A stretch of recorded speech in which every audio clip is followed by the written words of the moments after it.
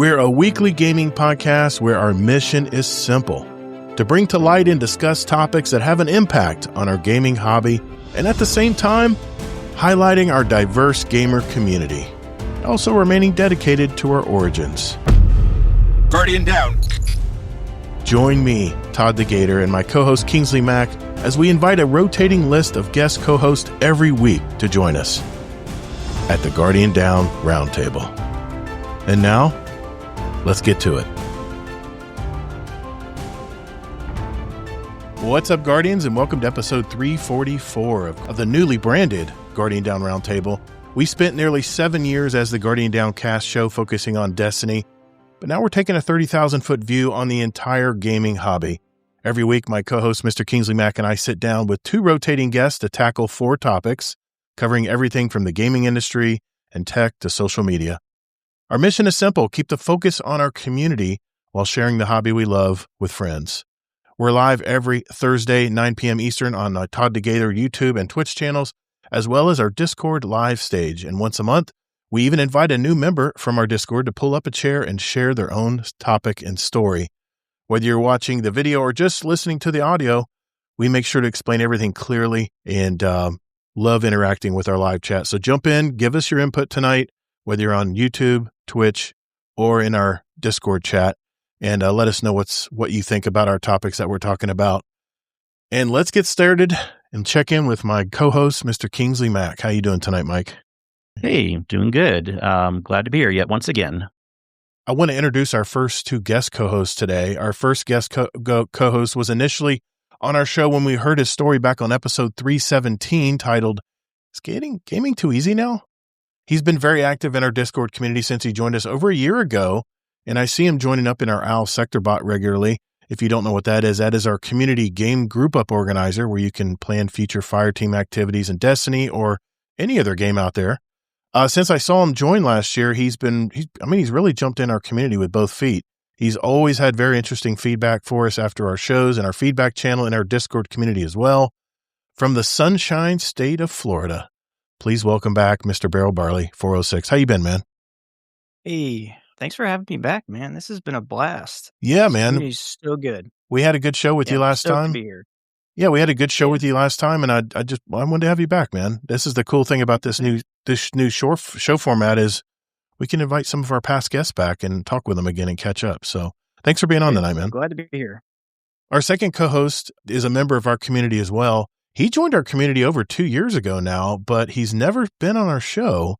So we're going to hear more about him later on in our episode. From the great state of Virginia, please welcome our new guest, Noltorious1. How you been, man? Doing well. Getting better. That's good to hear. Good to hear. All right. Yes, sir. Well, again. Enjoying the warmer weather, too. Oh, man. It was 83 today. It's going to be 86 tomorrow. 86 degrees, man. That's like summertime. 86. It's 50 up here, and we're like, people walk out in shorts. Oh, man. Okay. Well, here's what we have lined up on today's show. First, Kingsley Mack will lead us off. Has that topic titled "How One Company is Finding a Way Around a Preferred Vendor to Save Resources," and we're talking about NVIDIA. We're talking about NVIDIA and how we're going to have chip shortages and stuff. Then it's BarrelBarley's turn with his topic. There's a new kid in town in the electric vehicle market, and no, it's not who you think. My wife even guessed wrong. Next, we're going to take a breather and check in with our weekly Destiny Roundup, where we'll highlight any news and information concerning Bungie and Destiny 2, and there is some news tonight. Then it's on to our topic number 3, where our guest, Noltorious, will discuss the impact that AI is having on us gamers. For the final topic of the show, I will present 2 contrasting viewpoints in the AI world. Who should we believe? I'll also give an update on my February game of the month so far. I guess you can say it's the AI episode.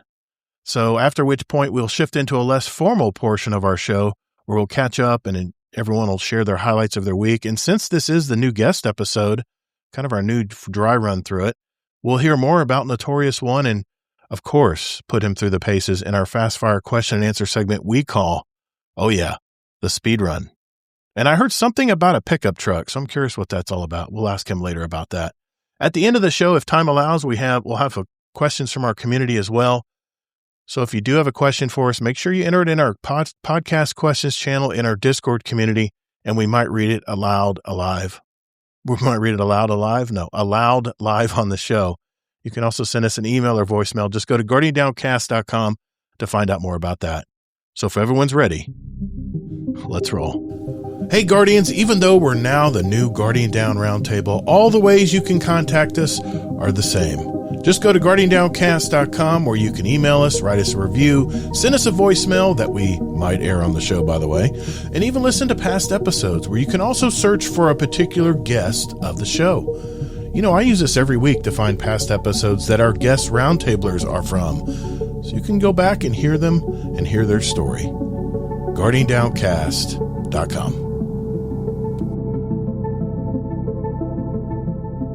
All right, for our very first topic, we're going to jump right in, guys. It is Mr. Kingsley Mac. Mike, what do you have for us tonight, man? Let's jump in.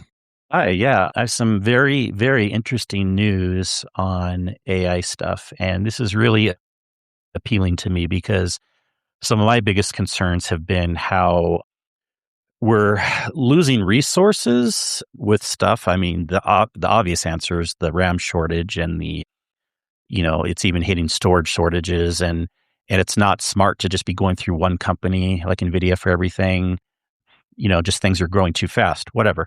I'm not saying AI is bad. There's a lot of good things about AI, but really good news. Article came out recently that OpenAI, which is one of the largest players, they are kind of releasing their first AI model that's also built by them from the ground up on the hardware side also. Usually, a lot of companies will just do one or the other. Apple's one of the few, actually, by the way, that does hardware and software, but usually someone does just software. Other companies do just hardware. And now OpenAI is not making the hardware, but they're building out the specs of the hardware with another company. Okay. Anyways, they have their newest model. It's the ChatGPT 5.3, named Codex Spark, whatever, who cares? But one of the good news things is it runs 15 times faster than its predecessor. But what's the most interesting is the reason why is because they have it running on a new chip through a company called Cerebras, Cerebras. So they are sidestepping NVIDIA, dun, dun, dun, to get this to work. This is huge news because pretty much right now, everyone has to use NVIDIA for some type of form. They don't have to, but that's just how it's been so far because you got to have a fast GPU. And I knew technically you don't have to have a NVIDIA GPU, but you got to find other ways to get around it. Well, they found out one of those ways.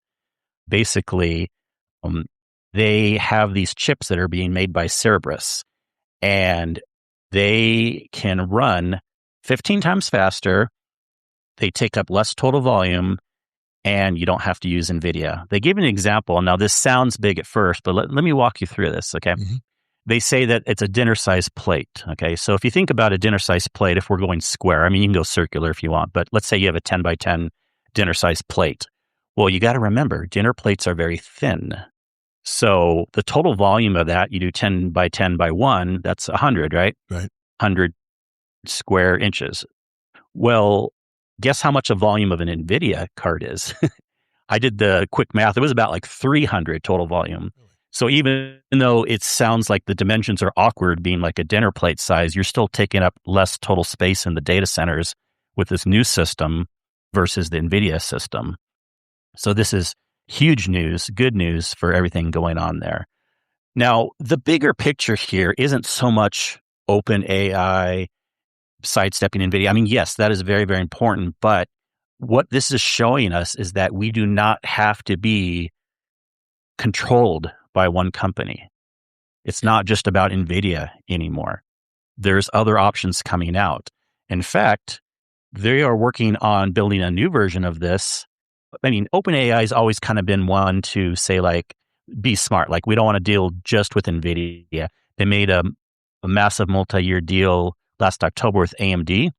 And in fact, they're going to be designing another custom chip. And guess who's making it? TSMC.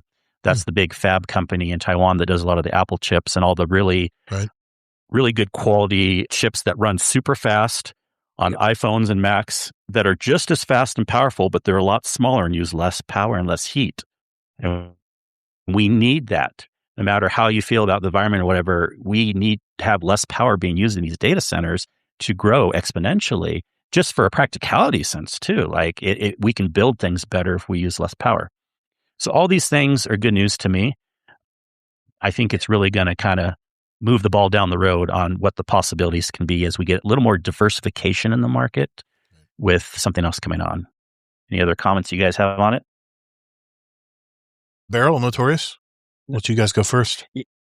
Yeah, that's always good to have options, It keeps the cost down. And potentially keeps the cost down, and competition. It's good. Right? Yeah. Because if one, I actually just kind of recently learned that NVIDIA has their hands in like everything, and they just became like, I think the first $5 trillion company. Was it like last week or something? Yeah. So crazy. Yeah. And this will help change that a little bit, and especially if more companies see that there's options also. Yeah. Good for them for being worth $5 trillion, but it's good that another company's starting up. That's very, very good. Yeah. Nold, I know you have opinions. You know technology a lot. Yeah, I had great concerns with NVIDIA trying to corner the market, and they did try to do it by saying, hey, we got this hardware, we got this software you can use for it, use to develop your AI and all this stuff, and they sucked everybody into it. And I give the Jensen credit, the leader of NVIDIA. He knows how to sell his product, and he brought everybody in to the AI field, and that's what a lot of their graphics cards, the 50 series especially, depends heavily on AI frame generation. And I'm glad to see competition, because when AMD was down, if you remember years ago, they were down in the dumps and they weren't producing good processors or video cards. Intel was killing them, NVIDIA was killing them. Now AMD's made a comeback with the Ryzen, with the new Radeon 7000, 9000 series, and they've put a dent in NVIDIA's mid-market, not the high end. And competition, as Barley said, makes better products, makes innovations happen, because we have to go forward with less heat. Heat is the enemy, because that means you're using too much power. You're drawing too much power, and you have to limit that. And I think the smaller they get the FinFET, they're down to, I think, 2 nanometers now, which is it's crazy. 2 nanometers. Yeah. It's ungodly to think how small that is in perspective. We, even with a microscope, you couldn't see that. You'd have to have a high powered microscope. And the smaller they get, and other technologies are coming out now, it just seems that possibly this will push NVIDIA back into reality and make them realize, you know what, we have to, instead of making because their AI chips are very power hungry. They use a lot of juice in a lot of their data centers and all that, and people want options. And I give credit to ChatGPT, man. Or the OpenAI or whatever, the company you mentioned, they have the money and the ability to innovate, and that's great. Yeah. More power to them. JD Kent was just saying in chat, he's looking up a story about an AI data center accused of causing health issues to a community in Memphis, and that they're using up, they say the Mississippi River might dry up, and he's asking, how can AI data center use so much water? It's cooling, man. Liquid cooling. That's why. They have to cool that. They're trying to do that here in Virginia. Are they really? In Virginia, in my county, which we already have issues with water. If we have a drought for longer than a year or so, it's going to really hurt our water. They want to put a humongous data center here. Wow. And we're like, no, they want us, the taxpayers, to pay $100 million for it out of our pockets. And I'm like, wait a minute, Google is $1 trillion company. They don't need our money. Mm-hmm. They can pay. They're supposed to supply their own water. They're supposed to supply their own power. They shouldn't be taking from our grid. But that's not what is happening. But and you ethics, I guess, has to. You would think that we can drill oil offshore. Why can't we have a data center power cell offshore? I mean, They could eventually. A lot of power is pumped underneath the ocean on the ocean floor. I mean, you hear Russia trying to destroy that stuff all the time to countries that are connected to it, but oil as well. By the way, oil as well. But yeah, I mean, unfortunately, I don't think this is going to have any impact on shortage of memory or expenses of memory and for us gamers, because I mean, could you see this powering game computers and stuff, Kingsley? OpenAI doing this? Do you think that'll be feasible? Well, it's not. No, this isn't doing it directly, but this will help in the medium term, because if more companies are doing this instead of NVIDIA, and NVIDIA uses those normal RAM chips, then by supply and demand rules, if less people are using the traditional RAM that NVIDIA uses, then eventually the RAM market will get a little bit easier. So this isn't directly helping it, but this will indirectly help it. You think it might just slow down maybe speed up the price increases? I mean, in other words, the cycle of it. Yeah, that's what you mean. What? No. It wouldn't speed up the price increases. It would lower it. What I mean is the ramp up right now of the prices of all storage devices for PCs and stuff. It's already high, but what you're saying is you'll end the cycle early if OpenAI can create some competition there, bring prices potentially down. End it quicker than before. See, right now we were looking at a best case scenario 1, a worst case scenario 3-year kind of turnaround on RAM getting better, but just every little thing helps. And this is a good story that we don't know how much it'll affect it yet, but it definitely could make things better a little bit quicker. Damn, zombie. They voted on putting a data center right in front of my house last week. Oh man, that's not good. That's not good. That's not good. It's a problem, man. The problem with the problem I'm hearing with AI, and that's my story. I'm gonna kind of tie into what Kingsley's talking about tonight. I'm gonna be talking about Claude and ChatGPT, the new 5.3 codex. Is the problem is generating enough power, and the problem with that is there's governors that are already trying to pass laws to try to keep consumers' power bills down, because it's going to inflate it, because the demand for energy is going to get higher. I mean, we're America, man. We shouldn't have a problem with power issues. We're a nation that figures things out. And I've just got to think that we've got to figure out where to put these power stations. And I'm hearing that as AI gets stronger, it needs even more power to get to that next level. But this actually can turn that around, where if you can use smarter chips, it doesn't need more power. So you'd think AI would have figured that out already. Sure. You know, I don't know. Just saying. Actually, they do use modeling. It's not just AI. AI is such that's what I hate about the term. It's such a generic. People think it means everything, but they've already had modeling programming in the past where they're trying to find ways to make things more efficient. I was just trying to stir the shit. No, because it worked. No, because it's a physical chip that you have to build that it runs off. Yeah, right. That's true. Yeah. But you can.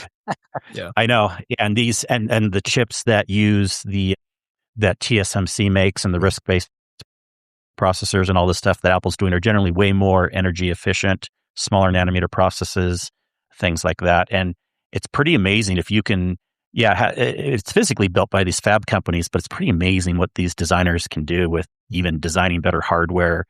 We need to keep that on the forefront, even more so than the build out. If in a way we got to slow the build out and keep the design going faster. James Lewis, we have a question about that later in the show. We'll be addressing that question for you. He was asking if Bungie uses AI in part of Destiny 2.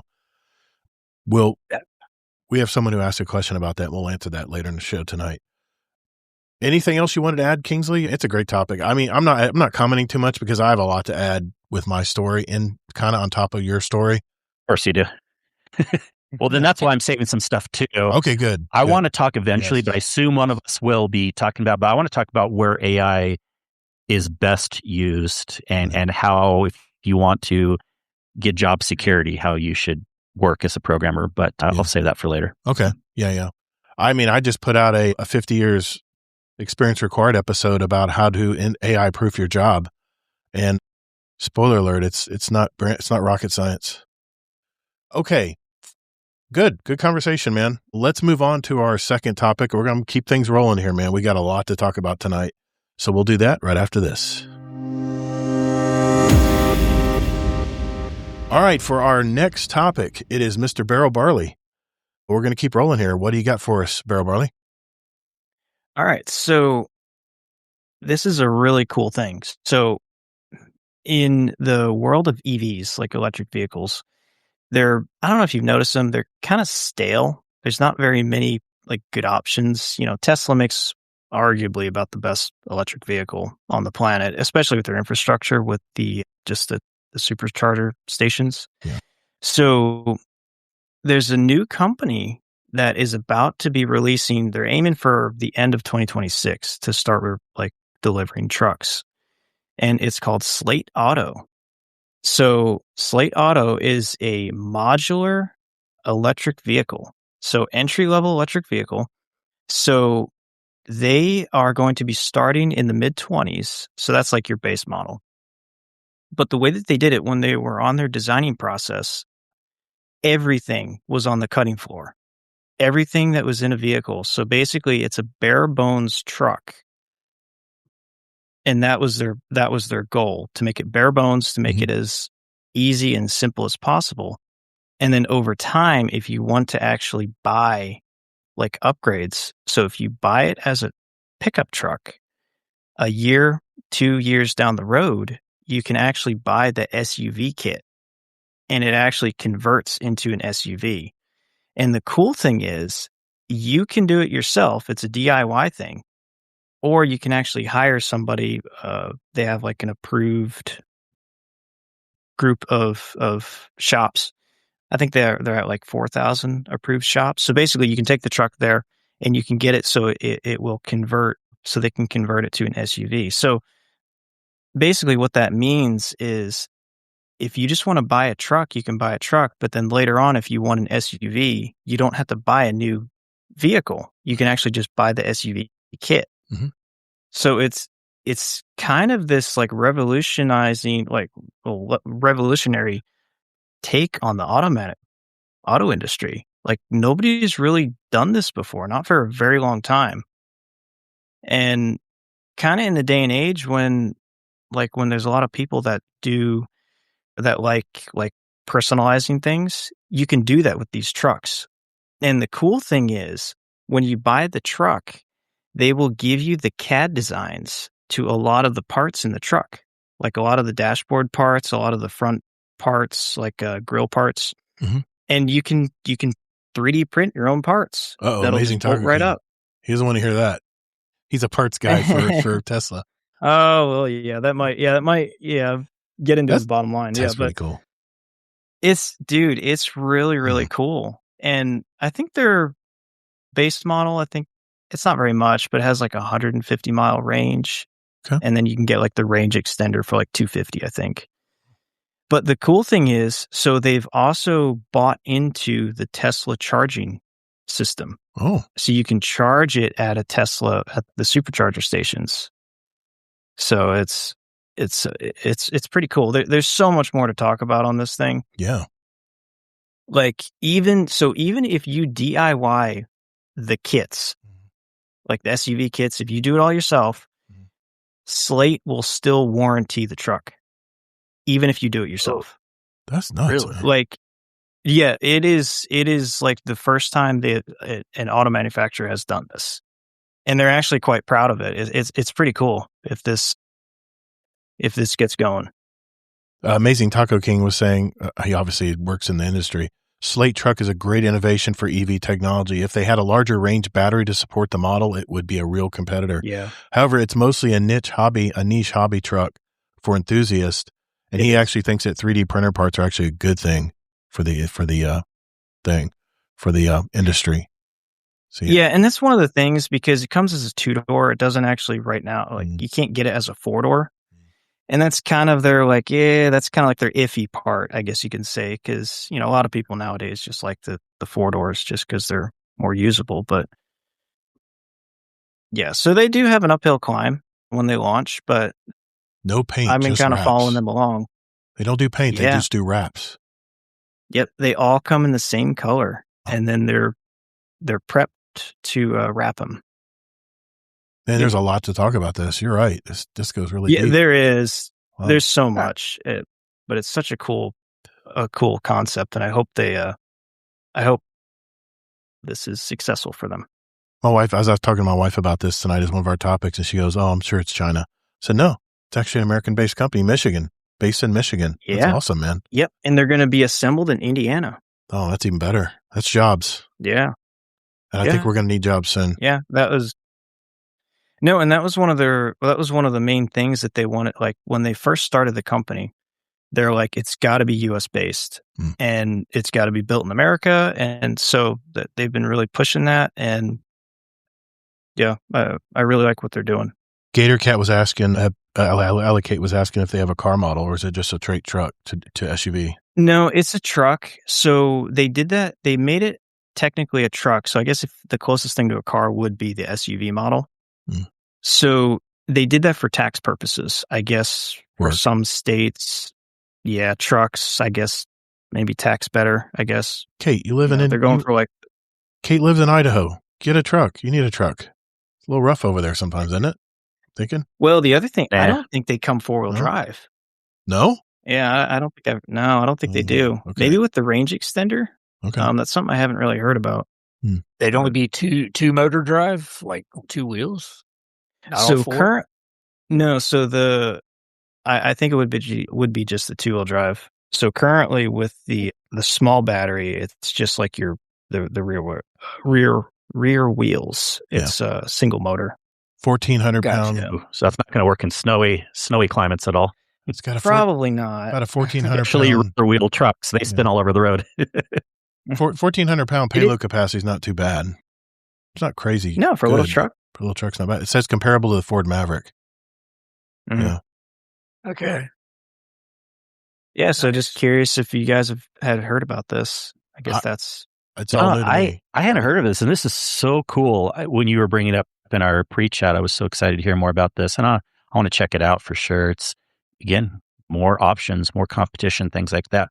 Modularness is such a good idea. It can be hard to make things seamless where they plug in and stuff, and those can be break points or pressure points. But if someone does it correct, I think modular is the way to go. My only question would be, and potential concern is, I know a lot of problems, and this isn't against this company, but almost every newer startup car company typically has problems with service. Tesla's had problems, Rivian's had problems, and it's more about ramping up, getting it to where you can actually service things quickly enough, doing the service good. And those are things that older, more established car companies have fine-tuned over the years. So hopefully this company can do that too. Yeah, so they actually have an interesting take on this. It ties into the warranty thing that I was saying earlier. So they're partnering with a bunch of shops around the nation. And the cool thing is, if you have an issue, something goes wrong, check engine light comes on, you can take it to the shop. And if you don't like the price, you can go somewhere else. You're not stuck with that one shop. As long as they're an approved shop, you can get, it's that competition thing. So, and which is really cool. I think that's a really neat take on it, Yeah, it says again, go ahead. No, I mean, it's just going to depend on how they implement it and how well it goes, but it's pretty cool. Just reading on the SUV, you can either get a boxy squareback or a sleek fastback version using bolt-on kits that the owners can install themselves. It's a 5-seat SUV. Yeah. That's pretty cool. I'd have to see what it looks like. But I tell you what, man, wraps are awesome, man. They're very expensive. It's very expensive to wrap a vehicle. I thought about doing that for my company trucks. It's so expensive, man. It's more than paint. I'd rather just paint the truck over again. Yeah, it can be a couple grand. Noltorious, Kingsley, any comments? I just commented. Oh, Noltorious? I think my thoughts on EVs, because I've looked more at hybrids that charge themselves instead of having to depend on a charging unit itself. Yeah. But the problem is the waste from a battery that dies. And what do we do with it? And I know there's a lot of recycling, but we've got to as Kingsley alluded to about servers being the technology improving, we have to get better batteries. There's several different technologies out there, but they're nothing really viable for large scale, like moving a car. Like the sodium battery that Germany has been developing. Let's see. It's interesting, but it's a really, really large battery compared to a lithium ion, and it doesn't have the same power. Yeah. So we really got to improve the technology for longevity. The battery lasts longer, and you get more range out of it. I mean, 150 miles isn't a whole lot. That's no. It's a great start. I really love it. I've seen this company in development for a while now, and I thought, man, it would be cool if they could get it off the ground and then innovate on other models. That would be awesome. Oh yeah, it's good to simplify, not have too many, especially since this is modular, like truck to SUV. But I could see like maybe one other model that could be two different versions, and then that would get the market a lot, excited. We've been thinking about getting electric vehicles because I have a Toyota Tundra with a big V8 in it, and all it does is just do local stuff. It just runs local areas. Even my pest control truck, it's a 20-year-old truck now, only has 70,000 miles on it, and it's a diesel, big old diesel, and it uses a ton of fuel because it hauls a lot of weight and stuff behind it. That there's something that they're going to have to do to make electric vehicles mainstream. One, it's going to have to take as much time as it takes you to fill up your tank at the gas pumps to charge it. And range. I think they're going to have, again, so we're talking AI here. I think AI is going to come up with a better battery. I think in time, AI, whatever systems around AI, Kingsley, I don't want to broad paint it here. I think it's not going to be AI by itself. Humans will help direct it. Yes. Okay.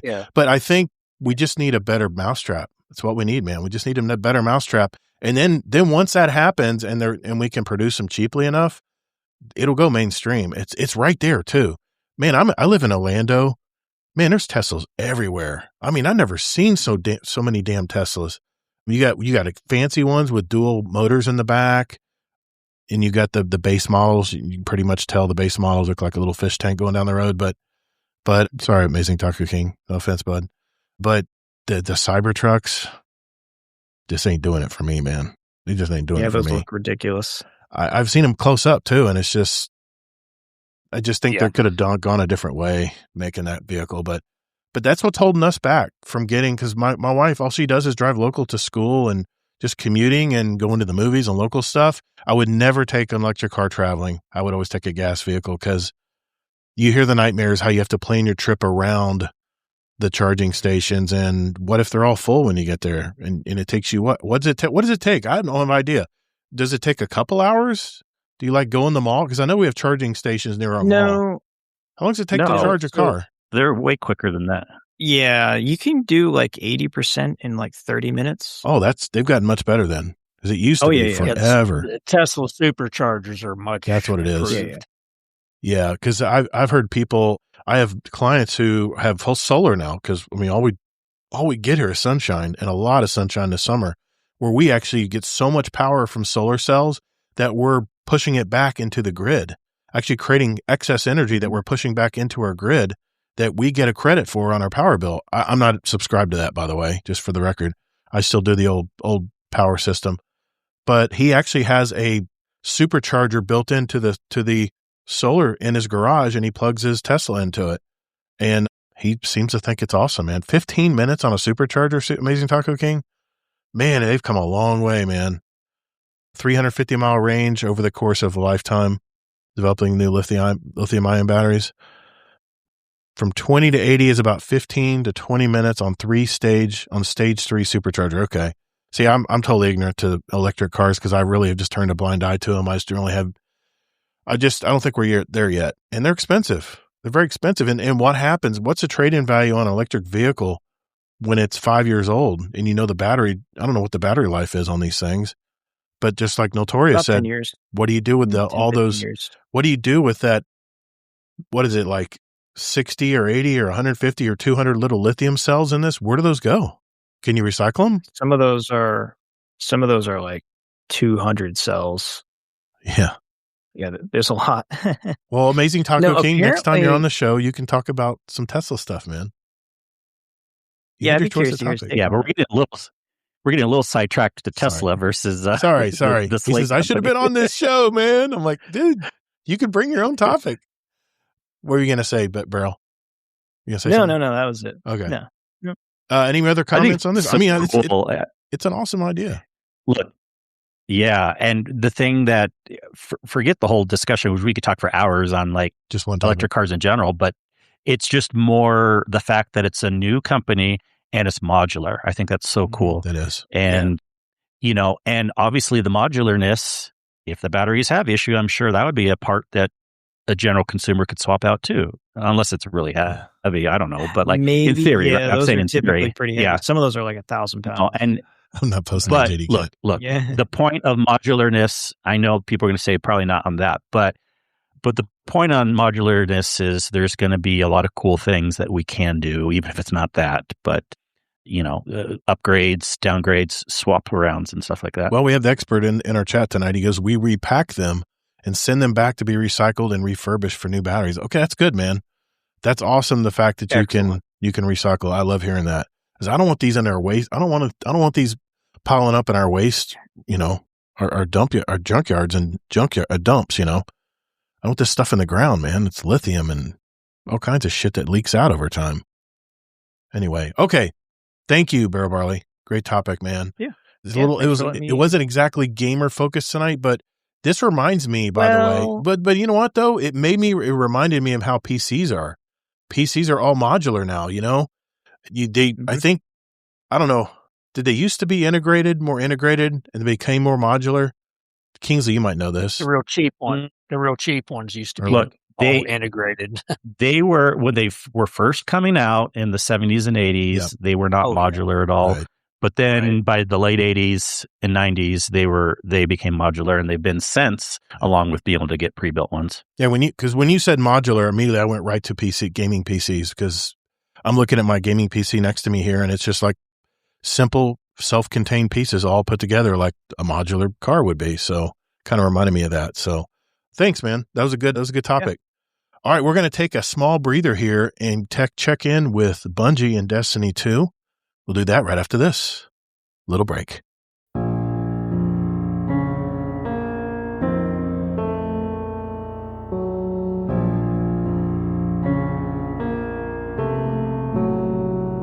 All right, thanks, Barrel Barley, for that topic. But now we're going to check in with Bungie and see what's new, if anything, in Destiny 2.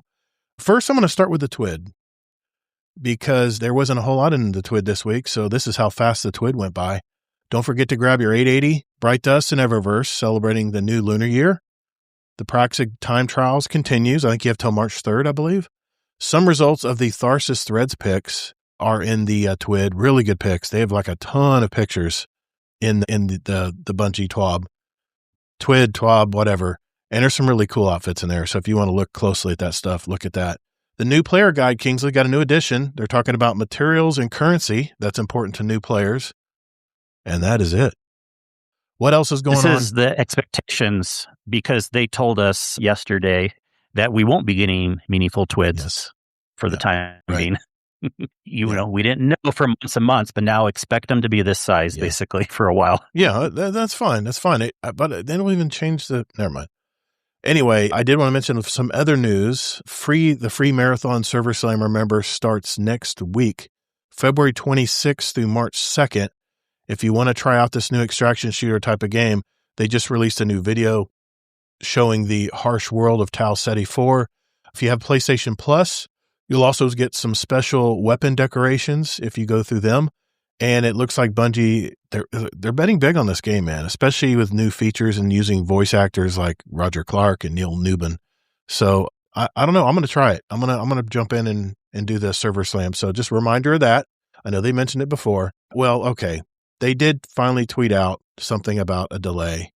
Shadow and Order will be delayed. It is official now from Bungie, and this is what they said in the tweet. Our next major update, Destiny 2 Shadow and Order, is undergoing large revisions and will be delayed.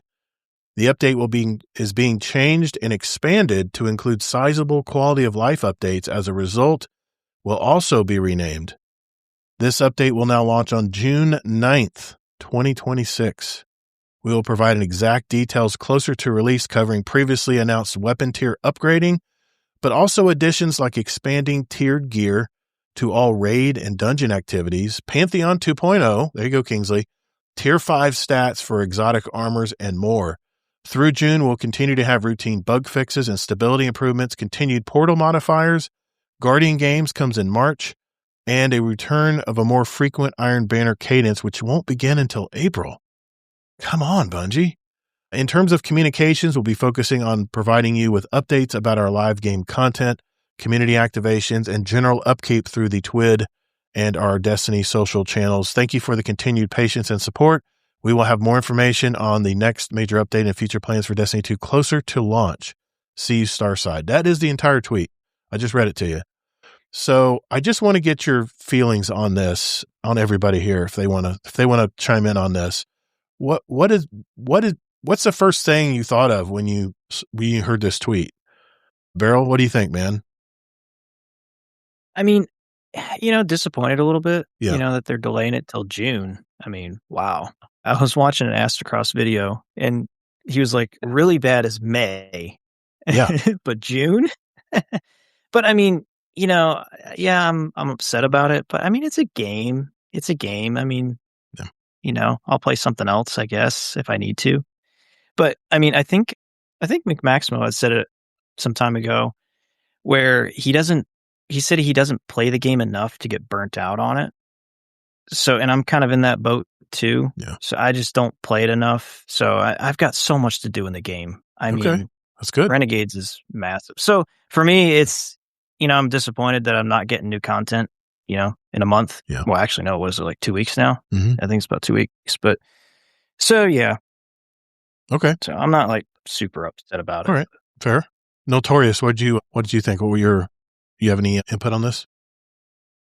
It was expected. I didn't see how they could release Marathon and that at the same time and expect quality control to handle both at the same time. I just think it's a wise decision on their part to separate it, but June's a little far out, I thought. Yeah. But I'm glad. Hopefully they'll clean the game up maybe a little bit, fix some of the bugs in it, especially in some of the raids, some of the bugs. Yeah. Some of the glitches, maybe fix the mantling issue that we're having with some of the characters in the game. It just, if little quality of life things, I think would be good. Okay. For content, I am pumped for Pantheon. Wish they'd bring it back tomorrow because I loved Pantheon. It was a challenge, to say the least. I'm curious what Kingsley thinks about the fact that they're going to put tiered gear in all the raid and dungeon activities. Does that float your boat at all, Kingsley, or is that something that we needed or what? Well, I guess we are talking about this now. I was going to save my comments for later. Well, okay. So now I got to think about what to talk about now and how to answer this question later. I'll give you my opinion. I'll give you time to think. I'll give you my opinion on this. Well, okay. But what I wanted to say all right. On Noltorious's thing, though, is because that's a separate point. Yeah, I hope they fix bugs too. However, to be fair, just because it's being delayed does not mean we're getting more bugs fixed. There's been plenty of times in the past where we've had delays, had tons of bugs. There's been plenty of times where we haven't had delays and we had less bugs, actually. So just because it's being delayed doesn't mean we're getting less bugs. I got to mention what JD Kent said in chat. He goes, first thing I thought was Gator did his rebrand at the right time. And he goes, did you have insider knowledge of this long delay? I'm like, no, I don't. Dude, I just had a gut feeling. It was obvious. I mean, we didn't know it would be this long, but it was obvious. Hold on. I want to address that real quick. The reason like a week to the reason I did the rebrand is because we can still talk Destiny, but we're not pigeonholed into a Destiny podcast. No. So we have more freedom to do stuff. It was mostly joking. Maybe, yeah, it's a funny comment, though. Sorry. It was like the same week. I'm sure he is. He baited me and I took the bait. Hook, line, and sinker. Go ahead. I feel like I had to justify why I rebranded. No, it's something I've been wanting to do. And I don't want our show to be dependent on a video game where I have no control on what happens to it. I think a lot of streamers feel this way as well. They don't want to be totally dependent on Bungie to do the right thing. And then when they don't do the right thing or they delay stuff and they're kind of stuck in a rut, what are they going to do? And I want this show to continue on. That's the reason I rebranded it. Because if we were just a Destiny only podcast, Kingsley, what would we have to talk about? What would we have? We'd be regurgitating the same complaints. Same comment every week. Yep. I know. And I caught myself and I said, wait a minute, I did talk about this just 2 months ago. And that's when I thought, it's time. It's time. So now we can talk about all kinds of stuff and we can talk about Destiny. It's the great thing about it. But Lord of Scallywag says that means, later because Dadbot has a good question, but it is what it is. Obviously, I'm not that affected either. Yeah. I'm really concerned and sad because I love Destiny, but I don't care. I play the 3Ds. I play Destiny, Division, and Diablo, and I have a lot of fun.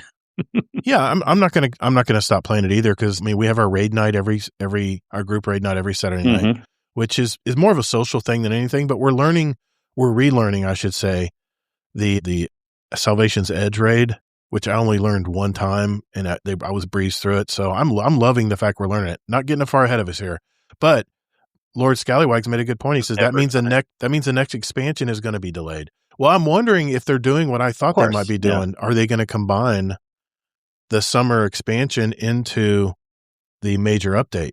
Because they mentioned in the summer. Cool. What was the summer? What was the summer expansion supposed to be? Alchemist. I think it was Alchemist. Something like that. Anyway, they were going to do the tier 5 upgrades to exotic armor in that expansion. So if that gives me a little hint that maybe they're going to combine them both because they already said it's going to be renamed. Well, but that's just a quality of life thing. If they combine it, that's a dumb move marketing because then they won't have anything to sell for the expansion. Because remember, we already paid for this stuff coming out. Yeah, we already paid for this. This is the last part of it. They'd be stupid to combine all the new stuff. They have quality of life's one thing, but the new stuff will still be coming out later, probably the fall now instead of the summer. Because obviously you got to make money, you got to sell new things, or else Destiny really is dead if they don't have anything to sell. JD can't. Destiny 2, I can't quit you. Proud Pickle had some comment here. He says, won't you be expecting to get the next major expansion in July? That's for sure. I mean, that's the thing. That's why Lord Scallywag has even mentioned that, because does that mean that we're going to be waiting even later for the expansion? Is it going to be fall? Yes. Okay. Well, probably, yeah. So that's going to push. It's obvious. That's going to push the next part 2 expansion. I don't know. They're just pushing stuff around, and I mean, I guess as long as we're getting what we paid for, right? That's all that matters, I guess. Soggy Cardboard 55 says, I think this is the make or break for Destiny. With them promising more in the next update, if it doesn't live up to expectations, then it could be a massive issue for them. Here's my problem. If they're taking this long if they already weren't ready for the next major expansion, that tells me that they are pushing some of their help to get Marathon out the door. That just tells me they're just shorthanded. It has to be. It doesn't say that for sure. I know, but you have because they were shorthanded even before Marathon. They were cutting people and stuff, And you'd have to think though, Kingsley, that they're probably at least some of the technical end of the Bungie of the Destiny studio has to be probably going over there and helping people get stuff backed up and. Yeah, I'm not saying that isn't happening either, but you can't definitively say one way or the other because they were already having problems before the Marathon stuff. But Dadbot Hero, I will definitely be playing Guardian games, man. You can get some really good weapons out of Guardian games and some good armor too. This depends what they're going to do for us. Scarlet Maddie says, I understand need to delay to make content better, honestly, but the consistency of the communication was a problem for me. Waiting till the very last moment was sad to see because it felt like the announcement for the delay was a defeat, and it kind of was. I mean, I guess the writing's kind of on the wall, right? That's why, like Noltorious said, he wasn't really surprised. But I'm just this is a big I have delay. A lot more to say about this later, unless we want to do it now. But because it goes really good with Dadbot's question, and that's why I was trying to say that. Let's table. I just want to make sure I got everybody's opinion on it, and we'll table it until. We can now if you guys want. I think we should have read his question now, and then it would have been I'll read it. I'll read it. Dovetail to it. Got it in here. I'll read it. Okay. All right, Dadbod. This is what he said. Sorry. Okay. Hey, Todd. So here this is what I've been thinking about lately when it comes to AI and Destiny specifically. With Bungie being significantly shorthanded, do we think it would be a great tool to speed up production for a new game? Even the that wasn't the question I was talking about. Oh. He wrote a new one the today about the delay. Oh, I didn't see that one. This one was tied to AI. That's why I had it written down. Oh, no wonder you were confused. Well, go ahead. Go ahead and read it then. Go ahead and read it. Can you get to it? Oh, well, hold on. I got to pull it up. But yeah, I can do that here. Okay. I have to use another device if I do. 1 second. Yeah, and then we can save his other question for later if you want. But this definitely goes with the topic. That's why I thought we should. Okay, hold on 1 second. I always get the podcast. Hey, it's a live show, guys. This is what you get with live. You know, the unfortunate. If you listen to the audio version, you won't hear any of this. Okay. So, all right. Dad Bod Hero says, I don't quite understand the outrage towards the upcoming Shadow and Order delay like it's a death knell for the entire franchise. Forgive me as I'm a new player, as most of you know, but does every setback for the game have to signal the complete end for the franchise, or has the community, which is the heartbeat of the franchise, conditioned themselves to assume the absolute worst whenever Bungie adjusts its course?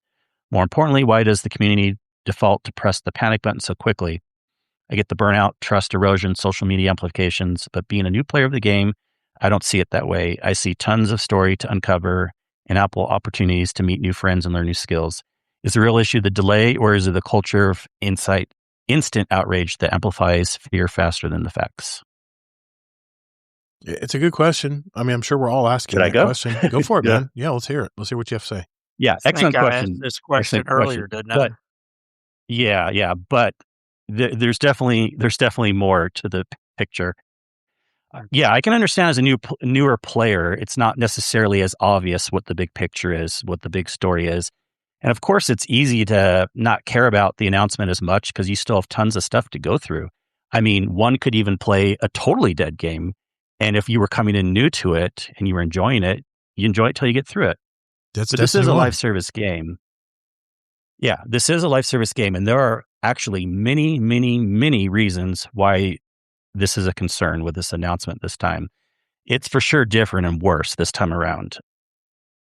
Basic summary at the beginning is that they are spinning the communication here and really delaying even telling us what's going on. But more specifically, things started really getting bad the year after Final Shape when they announced the plans for the year of content that we are currently in. They broke some bad news to us. They told us that we would have less content going forward, but because of that, we would be able to stay on a better schedule. Well, guess what? We didn't even last 9 months this time, and we're already not in the schedule. Yeah. Yep. Also, they should have told us this delay sooner. There's no way that they just figured this out this week. We already knew the rumors that there was going to be a delay, but they waited 2 weeks before it's supposed to be coming out to finally let us know. But the bigger issue here is that they've also been mentioning that we were supposed to be getting a roadmap. They said that even as far as last September. A lot of people were expecting we would get the roadmap at the same time as the bad news delay, because it's always smart to have bad news with good news, right? And kind of sandwich things together. That's how they've usually done it. But we still don't have a roadmap. Yeah, we only have this. Another point, we were guessing, we kind of already knew there'd be some kind of delay, but no one was expecting 3 months. Remember, this is considered a smaller update. This isn't the DLC. With the latest model, again, which they does not seem to be playing out, we're supposed to have a bigger DLC update and then a smaller update at the halfway point, and then another bigger one, and then a smaller one. It's certainly weird for a smaller update to get this level of a delay. I'm curious. What's more, okay. Oh yeah, I just want to. I have more, but you can butt in. No, I just want to stop you right there. Keep your point where you're at. Yeah, no worries. But I asked this question: if they're taking this long for just a major update, maybe they're saying, "Listen." And I don't like that word "major update" because these are small updates. Okay, by the way, small update, that's marketing. Mid update, whatever you want to call it. Do you think that maybe they're saying, "Listen, if we don't fix this damn portal, we're going to lose all of what we got left. And maybe it's worth, if we can delay it." I know they didn't mention it in the tweet, but I'm just curious if they're going to finally turn this portal around where we can earn up, larger powered gear or power up our stuff or get tiered gear in the world like I had talked about, or maybe even make it where the portal is more expansive than it is now, because the portal's a joke, man. I jump in there just to run through some of the solo stuff and then I'm out. I'm just trying to get the season bar up, and then as soon as I get the rewards from the bar, I'm on to something else. But continue your point. I just want to mention that. They told us everything else that's coming out in the update. So the fact that they're not telling us they're doing a major portal change, I don't think that's happening. Then why? Or else don't you think they would have told us? Yeah, I'm still wondering where the Grandmaster Conquests are. Yeah, I know. Okay. I've been wanting them. Here's more. Okay, so what they're writing in the announcement, in my opinion, is just playing around with words, and they're trying to spin it. They're really trying to spin it. But in reality, all the stuff they talked about is stuff we're already getting anyways. They say, we're adding new stuff. Well, no, this is all stuff we knew was coming anyways. For those that are following along, when we dissect that, what they were trying to say is a reason for delaying it, we're kind of shaking our heads. We're like, we already knew we were getting these things, so it doesn't seem like that big of a deal.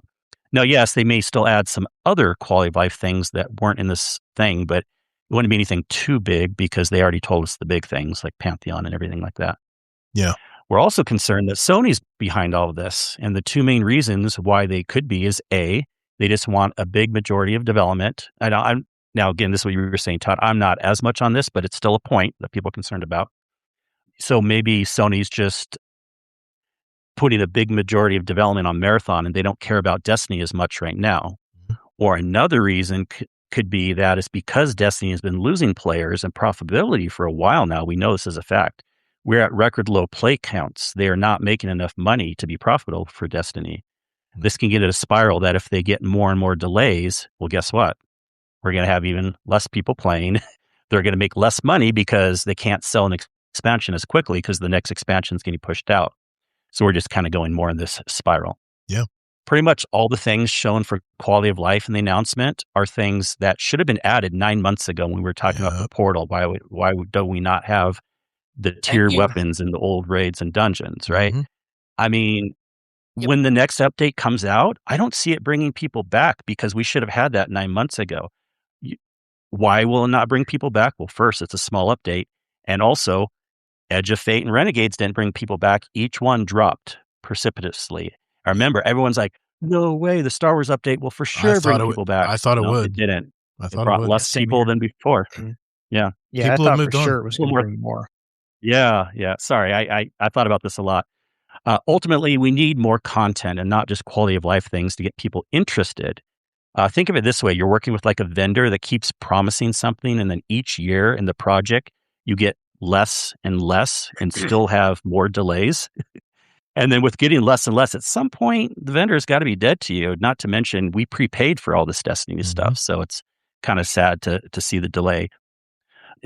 All this is something that did not just come out of nowhere. It's been going on for a while, and it's pretty much can be a final straw for a live service game to stay alive. They need to figure out, they really need to seriously think if they're going to be able to get more resources, whether Sony allows them to have more employees or they find some way to do it so they can actually add more content to the game.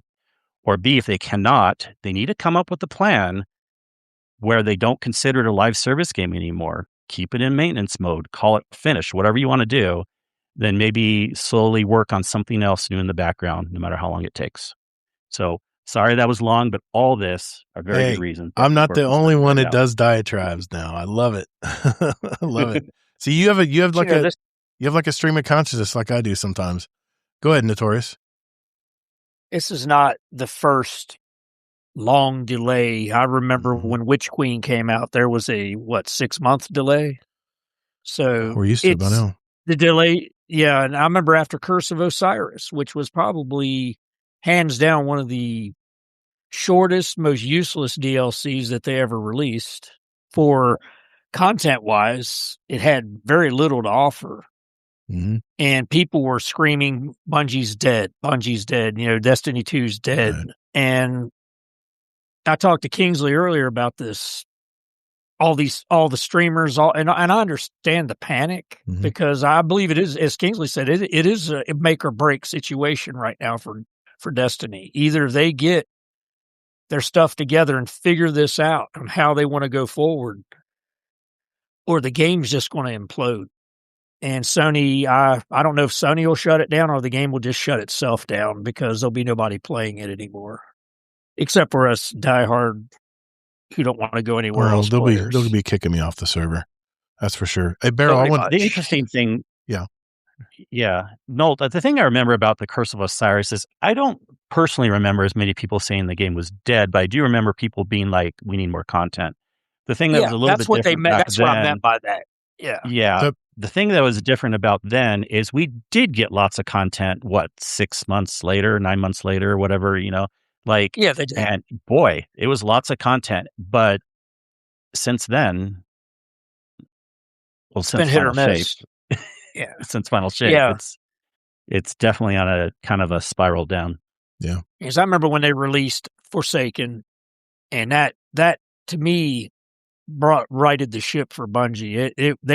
They were sinking, and Forsaken brought them out of the mire and got them back sailing again. Then they went through a downtime, and it seems like they go through this ebb and flow of good, then mediocre, questionable content, and then they come back and send you a banger that's really good. And I don't know. I don't know if I call the Final Shape a banger of a DLC. It was okay. It had some cool stuff in it, but I thought Witch Queen was better. No way. That- I That's disagree. my No, that's fair. That's I my like Final opinion. Shape better, but yeah, it's Sorry. all good either way. Yeah, It's my No, there's opinion. nothing I mean, I understand. I Yeah, like of course. where you're coming from, though. I mean, I like it's the story. It's the story, definitely the most jarring story, the most definite misdirect ever in Destiny history with Witch Queen. I agree. What happens It at the was very crazy. end is a jaw dropper. I'll give it that story wise, but the way they ended Final Shape, I thought really tied a nice bow on the game. It really did, and I just How probably many the do you think episodic that thing. should have been the end right there? Well, see, I Some always people have said that. We see. start Destiny. I thought it should 3 have been the after end. that. I said that, Yeah, and no one yes, liked you me did. back then. I was saying it leading up. I said they need to stop the game then and have like a Witcher moment and say like, "See you in 4 years, Yeah. Destiny 3 or whatever." It would have been Yeah. so perfect. People would have been fine with that too, but no, they. And I Yeah. thought, I remember talking about this episodic content they were coming. I said, this is perfect. They're going to keep people drawn in to keep playing the game after the game supposedly ends. And this is their chance to keep players connected. This is going to be the connection that gets them into the next saga. And man, it was just so poorly handled. The repetitive, whatever repetitive thing they were using for the seasons or expansions, whatever, episodes, whatever they'd named them, but it was so poorly done that it ended up losing more players than it did gain players. So I want to make sure. A lot of. Go ahead. I'm sorry. I just want to make sure Barrel Barley had a chance to react. I didn't want to block anybody out here from this discussion. Did you have anything you want to mention? I mean, not really. I mean, Okay. just kind of what I said earlier. Just Well, I want to read a few. We have a lot of comments here. I just want to get through some of them here. Proud Pickle in the Discord says they won't drop the expansion with the quality of life update. That would be something that they brought up just to keep more interest in the future of Destiny. It would be a major content drought. And in my opinion, if the next update drops and it isn't well received, it could be the end for Destiny 2. Scarlet Maddie says, perspective drives feelings, I think. If it's framed as something bad versus something they're going to build upon, then I'd be more excited, but it's the opposite. But it's not their fault. It's game dev. And then finally, Dadbot Hero, this is why it's imperative that Marathon is a success. The profit from Marathon would compensate the losses from the financial expectations from Destiny. And we need to talk about that more after. Yeah. Yeah. And but JD Ken also said this. He goes, I hate to bring it up, but if the raid and dungeon armor has new set bonuses and you get a good god roll updated exotic armor, are they going to fix the vault space problem? Well, JD Kent, you get 1,000 right now, man. How many spaces do you need? I think I'm at like 400. Let it maybe? go, brother. Delete it's stuff. not going to get fixed. I mean, armor is what everyone's storing right now. I got a ton of armor. Yeah. The marathon thing, no one knows what's going to happen. I can't tell you, I've heard every side of the story. I've heard if Marathon does bad, Bungie's or Destiny's in bad shape. I've heard if Marathon does good, Destiny's in bad shape. And people maybe think, well, why both ways? Well, you can make an argument either way. Yeah. You can make an argument that if Marathon does bad, then, okay, everything's over for Bungie, right? But you can also make an argument, and more people are making this, and I don't know that I believe this, but it could happen if Sony is mean. Anyways, and I say that tongue in cheek, but if Marathon does really good, then Sony could say, we just want to put everything in a Marathon. Destiny's not doing enough. Sorry, bye-bye, Yeah. People can make an argument either way. They really could, Jealous talked about So this they last produced- week. I thought it was good insight. Yeah. And so we have no idea what's going to happen. We just have to hope that Sony is allowing Destiny. Again, it goes back to what we said months ago. We wish Sony would put more employees or more studios into Bungie so we could have more Destiny. Yeah. But until that happens, who knows what's going to happen? Well, I've heard that they're doing some type of raid mechanics in Marathon. Like some type of it'll secret raid or have something. So yeah, a lot of games have raid type things. Yeah, Well, it's yeah, not yeah, that but weird well, no, but I mean, Destiny kind of does it some of the best. I mean, they're kind of top tier for that. So it's the kind WoW of funny. people would disagree with you, but Well, I like Destiny. I'm a Bungie guy. So. oh, I agree. I love the Destiny raids. Yeah, but no, it's interesting because Arc Raiders did like their PvE only mode. I think it might actually still be going if I'm not mistaken. But it's kind of funny how they're like kind of stepping into that. Like, yeah, let's do PvE, and I'm wondering if Marathon will eventually do that. Yeah, if they get enough push from their audience. What if it dovetailed into Destiny 2? The universe of Destiny 2. Did? He's What talking if about Marathon. if Marathon were to dovetail into the story with the PvE side, if they did that? Well, not. I don't think it can. That's a big- I mean, It's Yeah, two it's a big separate stretch. there's I know. two separate stories, though. they're That's the basing it problem. off the original Marathon story, Yeah. which has nothing to do with Destiny Yeah. stuff. Which has nothing Yeah. to do with it. Yeah. I was just Yeah. or doing something similar to that is, I guess, what I mean. Sure. Yeah. Amazing Taco King Similar, says Kenny. in YouTube, yeah, sadly, Destiny's not safe from being let go. Just remember Crash Bandicoot and Spyro were the poster children for Sony in the 90s, and now they're Microsoft IPs. I wanted to mention one more comment here, and then we'll move on. Proud Pickle says, I could see Sony dropping Destiny 2 if Marathon does good, just because they see it as more profitable in the short run. Here's my take on this. I think either way. I think Marathon will be a relatively successful game. Eventually, all you're going to have there are your hardcore PvP players that can't play anything in Crucible right now because Crucible's, I mean, let's face it, there's not much to do in Crucible either. But I don't think, I think Doesn't mean Sony won't want to put more into it, though. That's true. That's true. But I said this yesterday. I said this last week. They've got the systems in place. This is a PvP game.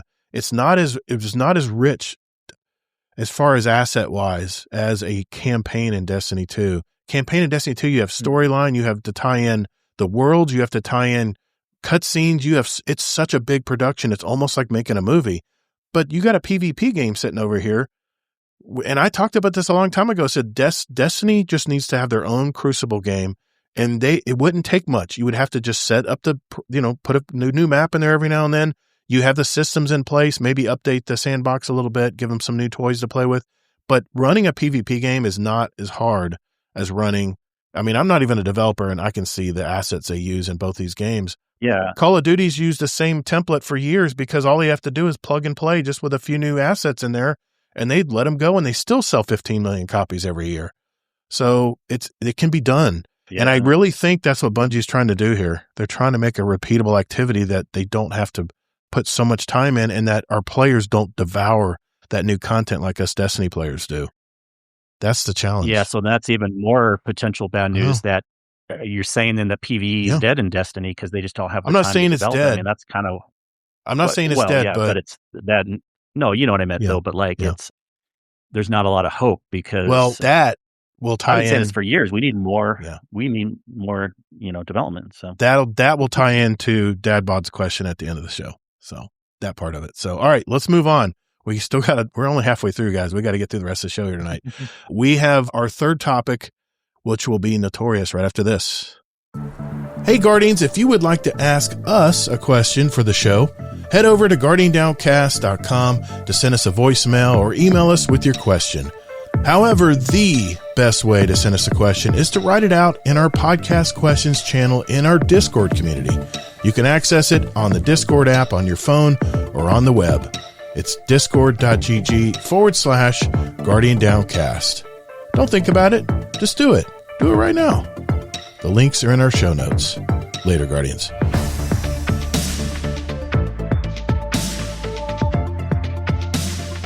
Now that we're all caught up with Destiny this week, I'll turn it over to Notorious. Notorious, what do you got for us, man? Well, simple. I've been building PCs for, good Lord, since early 90s. Just building. I remember getting my first 1 gigabyte hard drive. That sounds funny, but yeah, it was a Maxter, that old brand. And now that we've developed so far and all this technology is eating up all the hardware, I've had a lot of my friends who want to upgrade their PCs say, man, do I buy a PlayStation? Because it seems cheaper to buy a PlayStation or an Xbox than to build a PC. And then I have to ask them the question, well, what do you do anything else on your PC? Because a gaming PC can be like yours is dual purpose. You can do games or you can do streaming. You can do whatever you run my need business to do on it. Yeah. Yeah. And so it's all in what you want to do. But right now, I've looked at the price of DDR5 today. I was just researching it and SSDs, and I'm like, oh my God, it's almost fourfold increased in price for 32 gigabyte kits. And when I bought mine last April, it's gone up 4 times the price, what I paid for it. And it's just hard decisions to make. And then choosing the right hardware. That's why I asked the one guy said he upgraded his PC. I said, what'd you get? He goes, I got a 5060. That people say, I got to have a 5080. I got to have a 5090 or a 9070 XT or whatever, right. Which I admit I splurged and bought one when they came back down in price. But get what you need to game. If you have a 1080p monitor, you don't need a 5080. You really, really do not. A 5060 or a 9060 XT or TI, 5060 Ti is more than enough power to run what you need. The question about PlayStation, I have one, and I haven't played on it since I built my PC. I upgraded my PC to play games again since Destiny went crossplay. Mm-hmm. So I suck on controller anyway, so I just say that. But talking about the hardware, the price is being driven up, and I was reading some articles about the memory factories saying it's going to they're building new factories, new NAND factories to produce more RAM. But this is not a quick fix. They got to build it. They got to certify it. You got to build it, get the machinery in there. They got to certify the machinery. They got to get the processes down. Mm-hmm. This is a 1 or 2 year long-term fix. This is not a quick fix. So and that's one thing I wanted to ask you guys. What would you say to someone who says, man, I want to build a PC. I know I love to play on PC, but I just can't afford it. I mean, I have a PS5 Pro. I paid before they really raised the prices. I can't remember what I paid actually. I got it on sale. It literally was on sale when I bought it. It was a Cyber Monday deal before Christmas when I got it. I can't remember what I paid, but it wasn't much more than the PS5 I had originally. And I have my PS5 in the other room now that my kids and whoever wants to come over and play on it. It's a pretty ample gaming computer. I mean, it doesn't do anything else but play games, and you can run your apps and stuff through there if you want to stream it through. But I have a 4080 that I bought 2 years ago now. I'm running 2 4K monitors and 2 1080 monitors, and it holds up just fine. Well, that's debatable. Everyone says I'm having issues tonight, but I'm running OBS. I'm running 1, 2, 3, 4, 5, 6, 7, 8, 10 Google Windows, Chrome windows. I'm running a live chat in Discord. And I'm running another that's through my phone, but this is everything I'm running on a 4080, and I'm not having any issues. I mean, those things don't run on the graphics card, by the way. What doesn't? Yeah, I was. Well, yeah, Windows take memory. That's all RAM up there, guys. The RAM take is memory. on the GPU. It's in the memory chips. RAM. Yeah. Oh, okay, but you know what I mean. Anyways, I'm running two 4K monitors, one 4K gaming monitor, 120. And then one, it's a 60 that I watch movies and stuff on. But then I have 2 more 1080 monitors, 28s, I think 28s and 24, that I run all on the card. I mean, it's all handling that. Plus, it's running.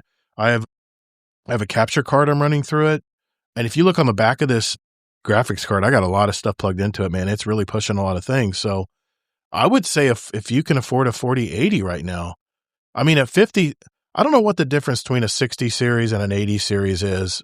I think it's more memory, right? Isn't that the difference pretty much? And maybe some processing bandwidth. speeds are faster, maybe a little bit. That memory bandwidth, your 5060 is 128 bit memory bus, and your 5080, I think, is either a 256 or 312 memory bus. I see. So you got faster memory speed, less latency. That's what a lot of games Just a better card. games need. Yeah. Especially the higher end games that are now coming out. Yeah. I don't know. I don't want to pass the talking stick around. Anybody else have a comment to make on that? Yeah. Well, yeah. No, to answer your question on people that want to build a PC but can't afford it, it would be a multi-point answer. First, yeah, maybe they shouldn't buy one, but I would try to, kind of like what you were, I think, getting at. I'd try to help them find ways to bring it down, because a lot of people think they need more than they really do, which I think you were hinting at. Right. I would point them towards a pre-build, or I'd point them to the 60s, like you said. I'm also, you and me both know we're AMD fans, and you can get the same amount of performance for a cheaper price with AMD. So I would point them to an AMD card, or I'd point them to an NVIDIA 5060. I'd even point them to the highest end Intel. Everyone forgets Intel makes GPUs too. Oh yeah, and they're GPUs. The B series now, the new D570, 580. Yeah, and their highest GPU is actually fine if you're not doing high end games and if you're doing 1080, like you said. So I would ask them all these questions and say, like, you may be able to afford it. Let's talk about what you want to do. You know, what your monitor can handle.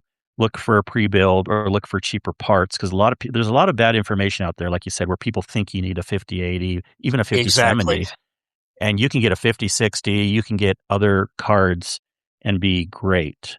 Yeah, DadBot has a Radeon 6700. Awesome. I have a Radeon 7800. I know you have the 9070. Nope, I'm jealous, but I had the 7800 XT and I miss it. That card did everything that my 9070 XT will do. Seriously. I don't notice the difference in the game. Yeah. Also, go ahead. So I was actually looking to build a PC around December of last year, and it didn't work out. I was using like one of those pre-built, like I think it was Alexander PCs. I think that was one of them I was looking at. They do a lot of I was going after the warranty, basically. That's kind of how I was shopping it around. But I mean, for what I was looking to do, I mean, $1,500, $1,700. That was kind of not bad.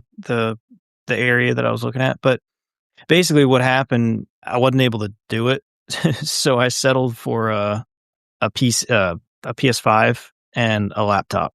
So that's yeah.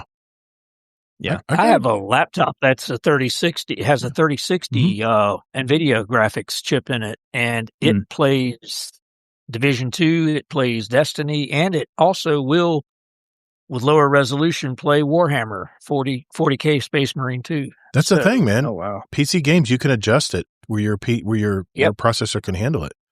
And yeah, you may get a little bit.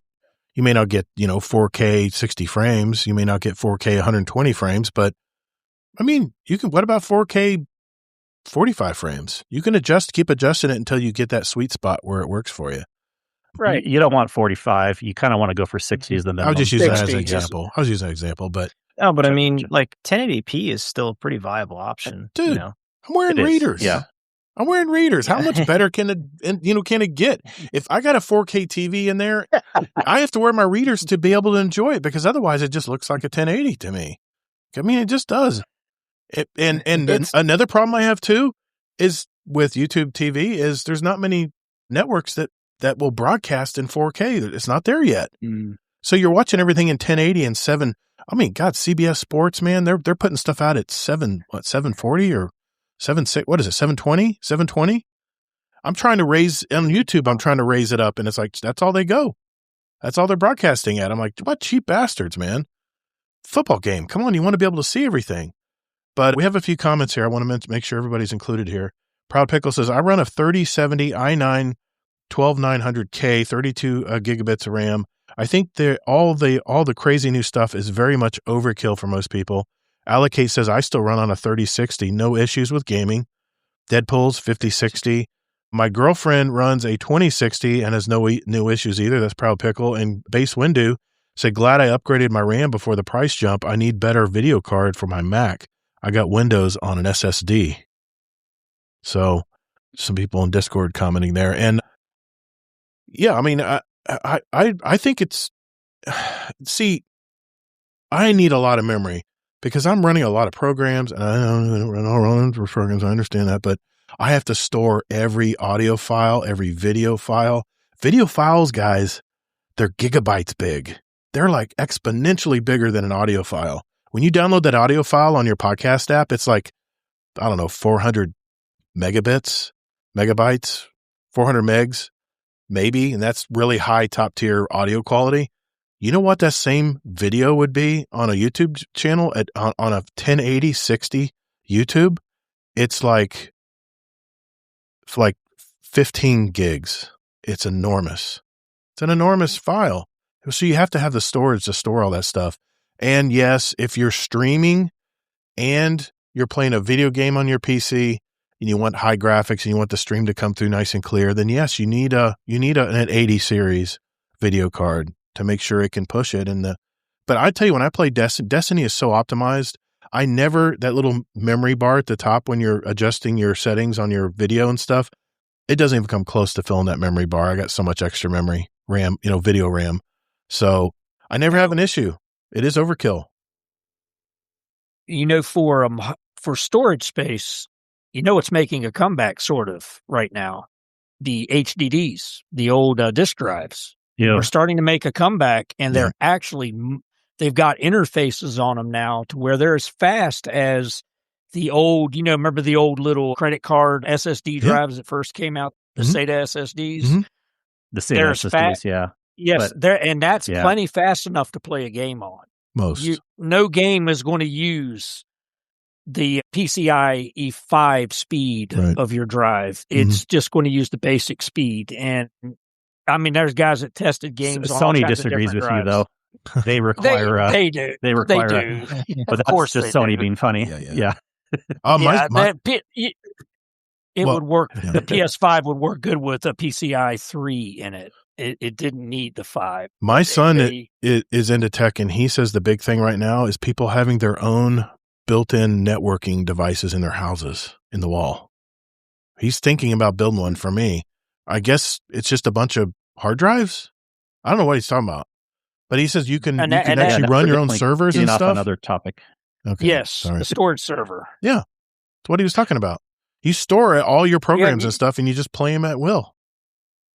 Anyway. Yeah, and it's actually a very searchable thing. But yeah, I just wanted to bring that up. But you can't play games off of network storage stuff. No. I'm just talking about entertainment and stuff.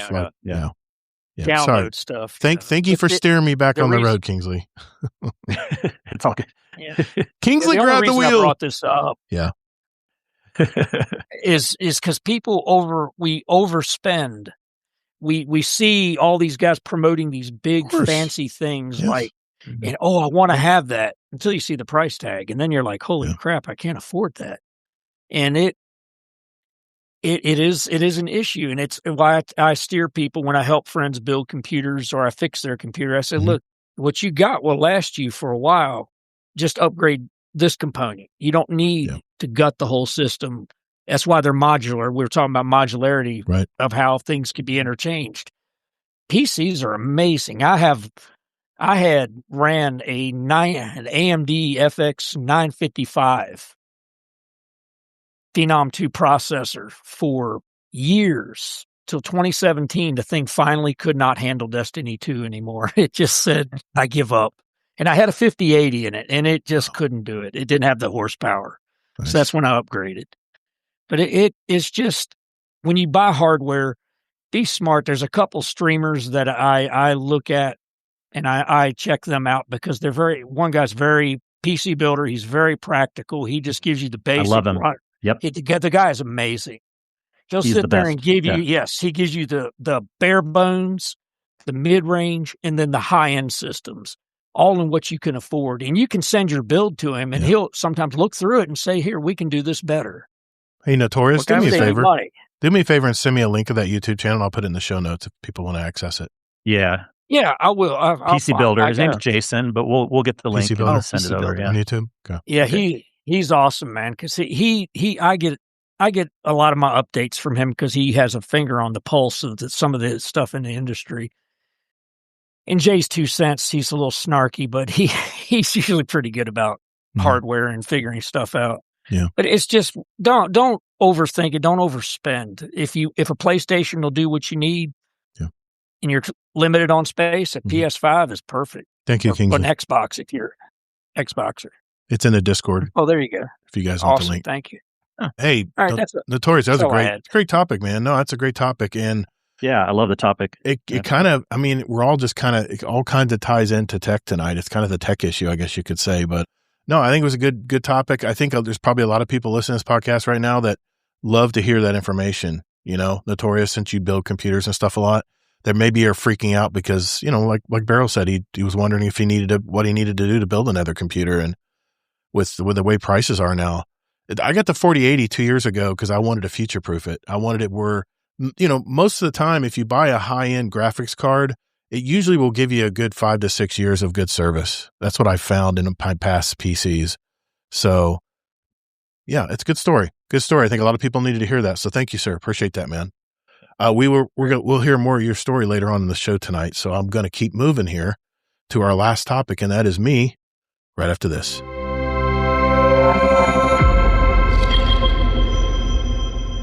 Well, as we have talked a lot in this episode concerning AI and how it might affect our gaming hobby, I wanted to wrap up the show from a different perspective. And I'll end my topic actually with a question for all you guys at the conclusion here. I've been around a long time, man. I've seen how technology has affected our lives. I mean, Gen Xers are a very special generation because we have the rare insight as we grew up as video games started from the beginning and how they evolved all these years. But we've also experienced the low-tech life where we played in the gutters in the streets and floated boats after a rainstorm or whatever. That was our entertainment back there, or jumping ramps with our bicycle, just waiting to get a broken arm. But there is something going on right now that I'm a little bit worried about. There's this thing happening behind the scenes where the massive tech giants, think Microsoft's and Google's out there, they're basically playing a kind of a high-stake game of pass the buck. They're lending each other money. You've talked about all the debt, just so they can buy each other's tech, making their bank accounts look huge while the actual money is just moving in one big circle. It kind of reminds me of the old get-rich-quick schemes out there, you know, but on a $1 trillion level. These companies are racking up massive debt just to keep the lights on in these giant computer warehouses, not to mention creating more energy demands and raising the cost of our power bill too, which we talked about that earlier. But running this stuff is incredibly expensive, kind of like running a top-tier gaming rig on like an old battery backup, where we just talked about in your last topic there, Notorious. To keep investors from panicking, they're also using some pretty creative math to hide how much they're actually spending. So if this supposed bubble pops, it's not just going to hit the Silicon Valley types out there. It could tank the whole economy. It could hit our retirement funds, our 401ks to boot. And for all that cash, what are we actually getting from AI? A lot of people are calling it work slop. I mean, you've probably seen it, those AI written articles that make no sense, or the occasional Google results that give you totally wrong answers. It's like hiring SweeperBot to do a master level Nightfall strike. They might show up, but they're probably just going to walk into a wall somewhere. Some companies are actually losing millions of dollars because the AI generated work is so bad that humans have to go back and fix everything anyway. Today, it feels like they're forcing this tech into every app we own as well, just to prove it was worth the investment to begin with, whether it actually works or not. Here is where it gets weird. While one side of the story says it's a big, expensive flop, there is another group of insiders who are actually terrified of how well it's working. They aren't worried about the money go round. They're worried about the quiet panic within the industry right now. To them, what we see now, the chatbots that give you bad recipes, stuff like that is just tutorial level, 2 to 3 year old initial inversions being purposely throttled out there. This is how they described it, and I kind of like this analogy. We are the folks on one side of the dam looking at that still water, but the insiders are on the top of the dam seeing the water rising very fast, and they're worried if they should tell someone about it. They're seeing new versions of this tech that can actually think through problems and, more importantly, act on them. We're moving into the era of AI agents. These aren't just things you talk to. They're digital workers. You tell them to, hey, plan my vacation, book all the cheapest flights, and they just go do it. No human clicking required. It is a massive jump in power. They're calling the 100x rule. What this means is that one person with the right tools can suddenly do the work of an entire department.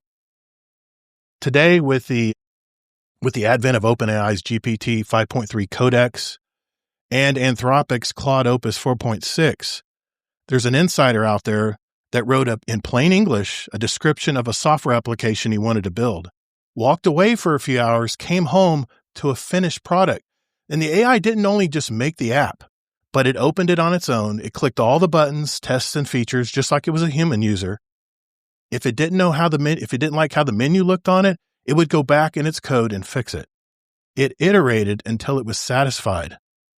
Experts are calling this AI form of having taste, called recursive self-improvement. And this is what is scaring the hell out of all our insiders out there. The insiders are also stating that AI is only 1 or 2 years from autonomously building the next generation of AI. Now, that's some scary shit. The last example I'll give you here relates to much of our gaming hobby. There is a new AI game creation tool being announced at the Game Developers Conference in March called Unity. It'll allow developers to prompt an entire casual game into existence using only natural language, effectively removing the requirement for any manual coding in the initial build phases. There's so much to talk about just on that topic. I think I'm going to make that a separate topic down the road. Just wanted to throw it out there. There is an AI entrepreneur, his name is Matt Schumer, that kind of broke the industry's unspoken rule, and he published a viral manifesto titled "Something Big is Happening." He did this on his LinkedIn profile. He admitted he's been lying to his friends and family, giving them a watered-down, socially acceptable version of AI's progress so he doesn't sound crazy. So here we are, stuck in the middle of two very different stories. On the one hand, you've got massive financial bubble built on hype and a bad math that could blow up the economy. And on the other hand, you've got a tech revolution that's moving so fast, it's making the traditional 9 to 5 look like a relic from the past. It seems like it's high-stakes boss fight, and we're all just trying to figure out which side is telling the truth. Is this whole thing a house of cards? It's going to fall apart any moment now, as soon as a new car smell wears off? Or is it a huge shift that's about to change the map for the rest of us? As the machines get faster, the most important thing we might have is our own common sense, knowing when the tech is helping and when it's just more noise. So I'll ask everyone here, who should we listen to? Who should we listen to? I'm reading articles that are saying that AI is a bust and just a fancy search engine. And then I hear about these insiders. There was some other things that were brought up in this article I was reading, but I'm curious what you guys think so far of what I've talked about. Good job of making it very dramatic. You didn't like my pauses? I think it's somewhere in the middle. I don't think it has to be just one side or the other. I mean, I'm going to be honest here. These were two separate topics for me. I was going to talk about the bubble, right? Because everyone's been talking about the bubble, and then I read in a blog about these insiders and this quiet panic going on right now. And I said, I got to talk about both of these because who do I believe here, man? Who do I believe here? I don't know, man. It's kind of interesting. If that is true, if it is a little bit further along than what people are saying, but I don't know why a company would hide that. Like, wouldn't you think that they would be pretty like gung ho about posting that everywhere? Like, oh, we can build a game with just, prompts and walk away and it'll do it. I know a lot about these. You do? Topics. Yeah. Well, they were talking about, go finish up if you had more to say, bro. Yeah. Well, they were talking about in this article how remember when they tried to use AI in all these high tech law firms and they were producing these fake court cases. Remember that? You know what they're doing now? These top tier law firms are using custom AI interfaces now where they can have it melt down a 200-page merger contract. And they can say, listen, find anything that's going to give us some liability in the UK markets, for instance. And within minutes, it had everything drawn out. You know how many interns that would take to go through 200 pages of that legal stuff to figure that out? The AI did it in minutes, and it was perfect. It was no errors at all. You know, that's the kind of stuff. If it can actually be accurate, you know, I'm kind of all for that. You know, because it can cut out a lot of time. You know, especially if it's in like the regulations area. You know, if you're trying to figure out, you know, how to sell a product in the UK, like you said. But so if that can actually cut a lot of that time out, I mean, I can see it. You know, how much it's worth, but is it accurate? Yeah. I got a comment about it, but go ahead, Kingsley. But I know a lot about these topics. Okay. Go ahead. No. Yeah, my thoughts are this, and this is a perspective that a different perspective I'm going to look at it from, and you hit on it, the financial side of it. In how many years is the hardware going to have to be updated? That's true. And they're already in debt. Mm-hmm. How are they going to pay for the upgrades of all these massive data servers everywhere around the country? Or debt? And I know I can answer that. Google recently just took like on billions of dollars of debt. They've got the free cash to do it, but they're just doing cash to do it. They're doing it so they can work around some international things they're trying to work with and make it an easier process. But man, there's so many people. It's like the .com boom right now. These companies are positioning themselves to be the first one that jumps into that field for real. So, I mean to cut you off, Notorious. No, you're fine. I'm concerned about how sustainable is it, or if what we talked about earlier, they improve the technology, like OpenAI and all that, or the AI companies get their own hardware, better functioning, better, more upgradable, modular type hardware where you can plug and play and upgrade certain things. That might be, but I think they've rushed into it so fast that what you call the bubble, which literally is, it's like the housing market or any big bubble, it expands, prices go through the roof, it drives everything up. It's eventually going to have to come back down. Just how hard it comes down, we don't know how hard if it crashes or if it comes down easy, I don't know how they're going to it's all on how they manage it. I imagine that is. I don't know the financial side of it that well. Okay. Yeah, exactly. Go ahead, Kingsley. All of this is somewhere in the middle right now. We have no way of knowing how everything's going to turn out. It's not worst case scenario. It's not best case scenario. On the financial side, first of all, there probably will be some kind of at least a slowdown to worst case, some kind of a bubble. But that doesn't mean that it's going to be, I mean, we lived through the .com, we lived through the housing thing. Not everyone was affected by all those things. Usually what happens is, I mean, we got eBay and Amazon out of the .com bubble, and a few companies will stay around, and not everyone's portfolio will get affected. I used to think that was going to crash more, but right now, and I still think they're building it out too fast. That's a separate point. Yep. Regulations. They need to slow down on the build out. But I don't think it's going to have a big crash, but no one knows. Okay. So that's on the financial side. Okay. If someone thinks it's going to crash for sure hard, no, there's no way you know that. But then on what it's good at, I know a lot about this programming thing, Todd, a lot. Programming and like the lawyer stuff is two of the best ways to use AI. Yeah. All the chatbot stuff, all the creating graphics and humans talking stuff, no, AI is not good for that. Okay. When we think about video games and people not wanting AI in it, they're usually thinking of like, oh, AI is making the cutscenes and they're making the voice lines and they're doing this. And no, we don't want AI to do that stuff. That's right. But where AI does really good is just finding information quickly. Okay. So like in the lawyer stuff, finding the stuff through the briefs or like writing code. Mm-hmm. Now, where people have the worst situation is the new people. But this has happened before. When new people were coming into the market, CAD designers like writing on drafting tables and the computer started coming into the market, The new people didn't know how to use the computers yet. And it was the people that had experience that started using the computers, and they did the best. Yep. Eventually, the newer people, the younger people started figuring it out. You say, well, of course, younger people would be up to using computers. Well, it's not as simple as that. They just don't know how to use it the right way. In programming, AI works really good if you're an experienced programmer. You say, yes, we've heard those sensationalist stories of someone creating a program from scratch that didn't know what they were doing. Mhm. But the things you don't hear is most of those programs are junk. Okay. They're not very polished. They don't do that much. But I have programming friends, tons, and I listen to podcasts all the time. And the real story is the people with experience, the programmers have been around for a long time. They actually like AI and they're using it and they're helping them out. But it's not taking their jobs. What it's taking is potentially the lower jobs if a company wants to be cheap and not have the lower level people.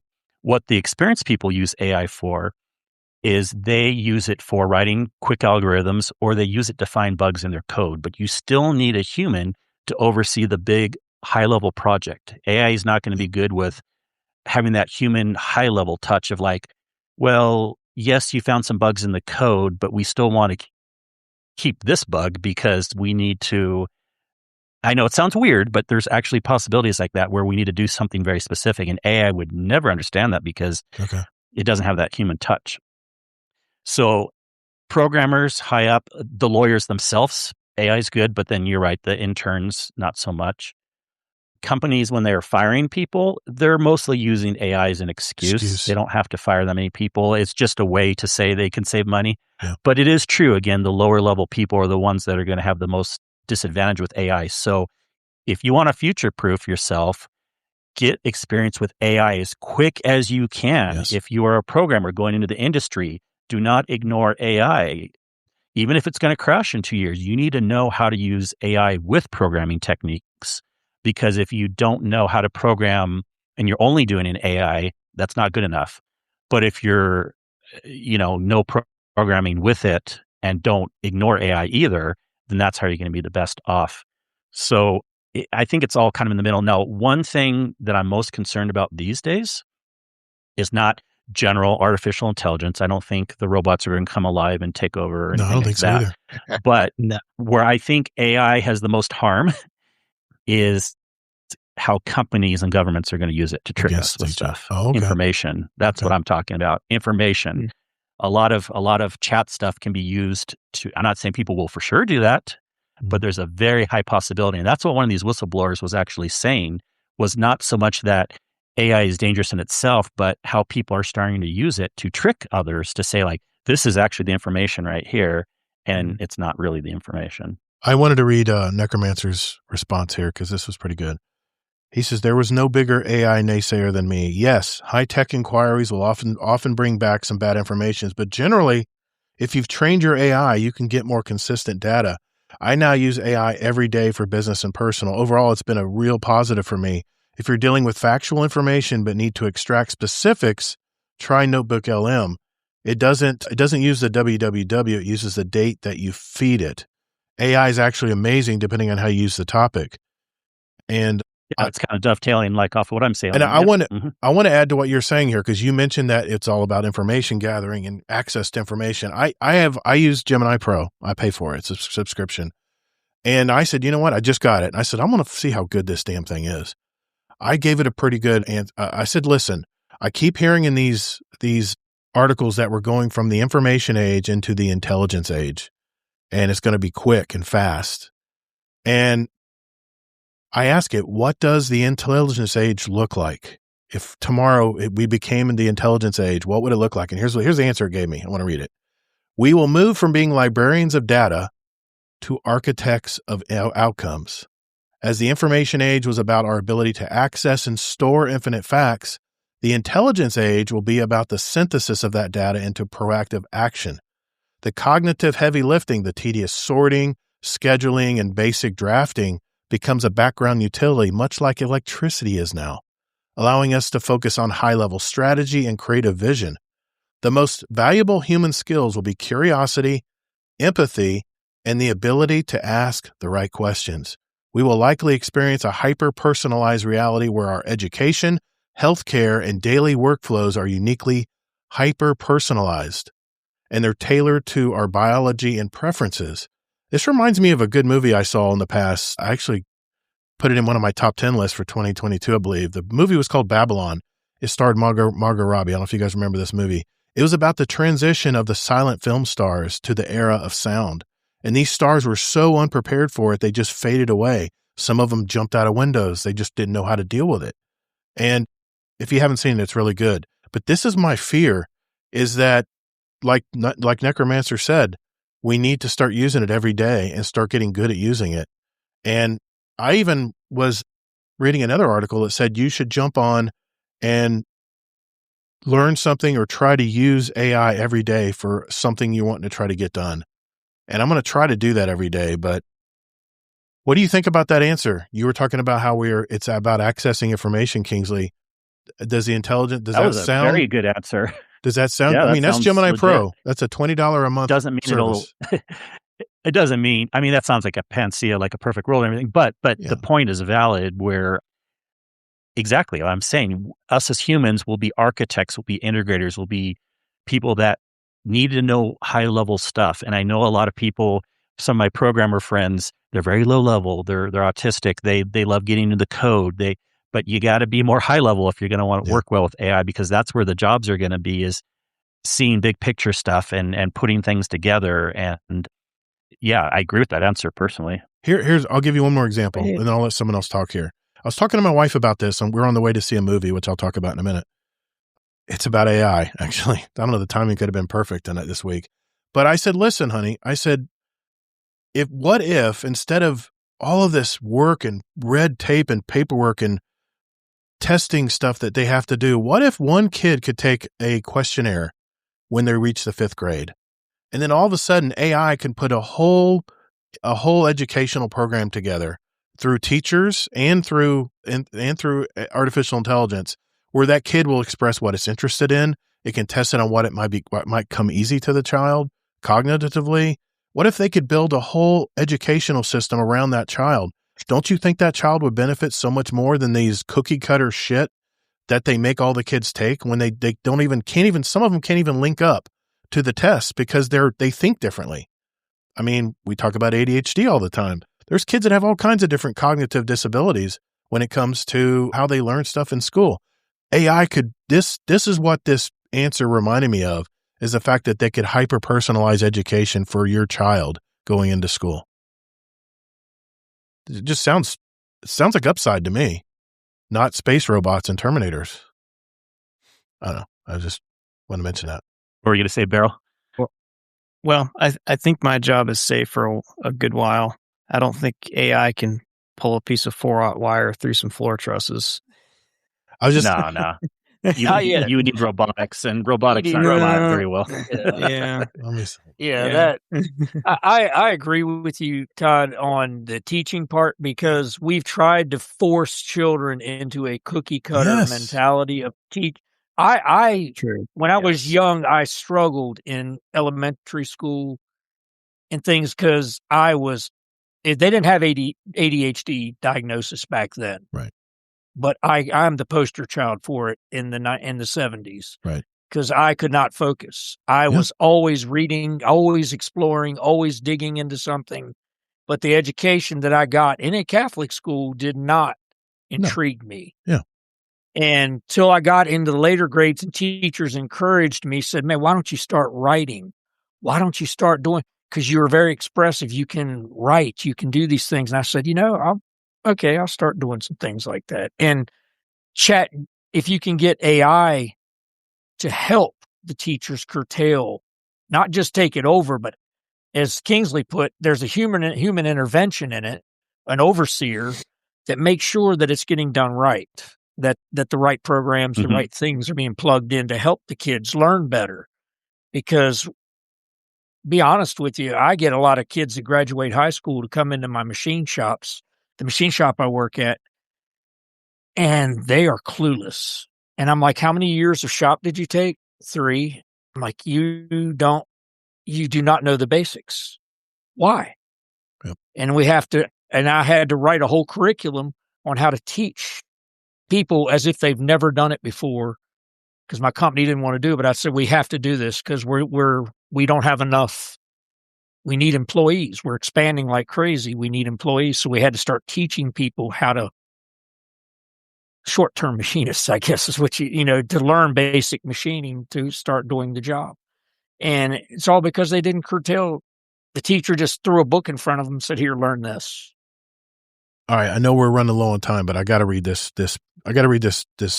comment from Necromancer. I have a decade plus of business emails. Jim and I can find what I'm looking for in less than a minute. I've often spent a half hour looking for something specific. I had an alarming health issue. It wasn't threatening, but my doctor couldn't figure it out. Jim and I nailed it after 20 to 30 minutes of giving it more and more of my health history. I want to do that too for working out and losing weight and getting healthy, Necromancer, but I'm a little hesitant to give it my health information from Apple. He says, my doc was never going to go through the entire history, most of which she had, but can't review my data in detail for every visit. I know doctors only have 5 minutes to talk to you before they move on to the next patient. Jim and I took every edit I made and then reevaluated it. Solved. Man, what a comment. I mean, that's fantastic, man. I mean, I'm very AI curious now, especially here's what I want to do. I want to get my Apple Health information, which tracks my sleep, my blood pressure, not my blood pressure, but my heart rate, all my activity during the day. I want to put it into Gemini Pro and have Jim and say, listen, you are now my personal trainer. Design a diet, exercise program. I need it to be easy on the hips because I have arthritic hips. Don't laugh. You'll have it soon too. And, I have a rotator cuff injury. Go. And I bet you it'll put out something so good that I can just go right into the gym, go right to the machines I need to, based on all of the information that it's gotten from the internet. Now, here's another question I have. If they're gathering all this wisdom from everything in the internet world, what happens when there's no legacy to pass down because they've replaced jobs? I mean, used to be, the old timer that's retiring would take someone on as an apprentice and teach them everything about it. Well, if that old man's not there anymore, if AI depends on the wisdom and input from the creative human being, where is that going to come from if it starts to become a very rare commodity? Is it created? Well, we didn't say it'd be rare. We were giving lots of examples of like all the experienced programmers, and you'll pass that down. And so instead of teaching people how to code on a computer, now you're teaching them how to integrate the code with AI to actually make it work. And you pass that information down. Okay. There will be some jobs lost, but like that's what you're passing down is the people that know how to use AI. You're passing that information down. Yeah. We lost millions of manufacturing jobs to China. We're going to lose millions of jobs to AI. Companies will become more efficient, grow. I understand that. I get that part, Necromancer. And I think what it's going to come down to, and I think Necromancer nailed it, start learning how to get really good with AI, especially in your job, because eventually you may have the people who are adapted to using it and know how to use it and how to use the right prompt, how to use the most descriptive input are probably going to be the ones the company's going to keep around to run it. But when they say that, one employee can now do what 100 people can do through these new AI, I don't know, that just kind of scares me a little bit. But people didn't have that's sensationalist too. People didn't have 100 interns working on the same problem. They probably had 5 or 10. So, Yeah. And Base Window says there are folks who are using AI as a therapist. That's psychosis. It's true. Yeah. They can. Yeah. It is true that it can do the job of 100 people, but it's not that simple that those 100 people aren't in the same exact thing. It's like that. But you're right. And there are certain jobs too that probably, unless robotics gets involved too, like what Barrel's saying, and I don't see how that's going to get good anytime soon. Yeah. So there's certain jobs that you don't have to worry about at all, but anything that's considered a job that could use a computer. So anything like, white collar, but that doesn't mean anything these days, but like anything that could use a computer, you need to learn AI. You need to learn AI stuff. Okay. No, the closest thing that we have to what I was saying earlier is I think in Texas, I think it's like Austin, Texas, there's a builder, pretty big builder that's been making like 3D printed houses. Yep. So it's like I heard about that. It's like a concrete mixture. Yeah. So, I mean, Badass. no, it's kind of, I mean, I guess maybe you could implement AI somehow in that, but Yeah. I mean, you still got to babysit the job. You know, there's Well, few people exactly. that- Yeah. Yeah. There will always be But that's like the integrators, close- no matter. Mhm. Yeah, for sure. Always And integrators, that's yeah. why, and this is nothing new. We're just calling it AI these days, but Yeah. with computers in the past, with the manufacturing, the industrial era, way back in the early 1900s, when you're on the lowest level of any job, you're more likely to not have the job. You need to keep working up and up and up so that you have job security.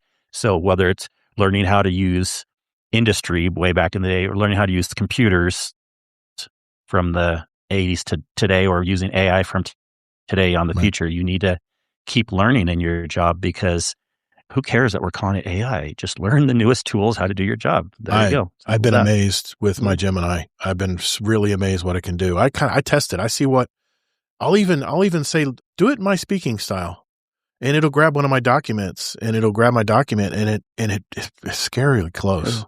It's scarily creepy. close. But anyway, that's a good topic. Thank you guys for indulging me. That really gave me pause this week when I read both those articles. And I said, I got to talk about both of these. I know it's going to be long winded, but I had to at least mention it, since this is the AI episode. But we need to catch up for the week, and I want to hear more about our new guest, Noltorious here. So we're going to do that when we return.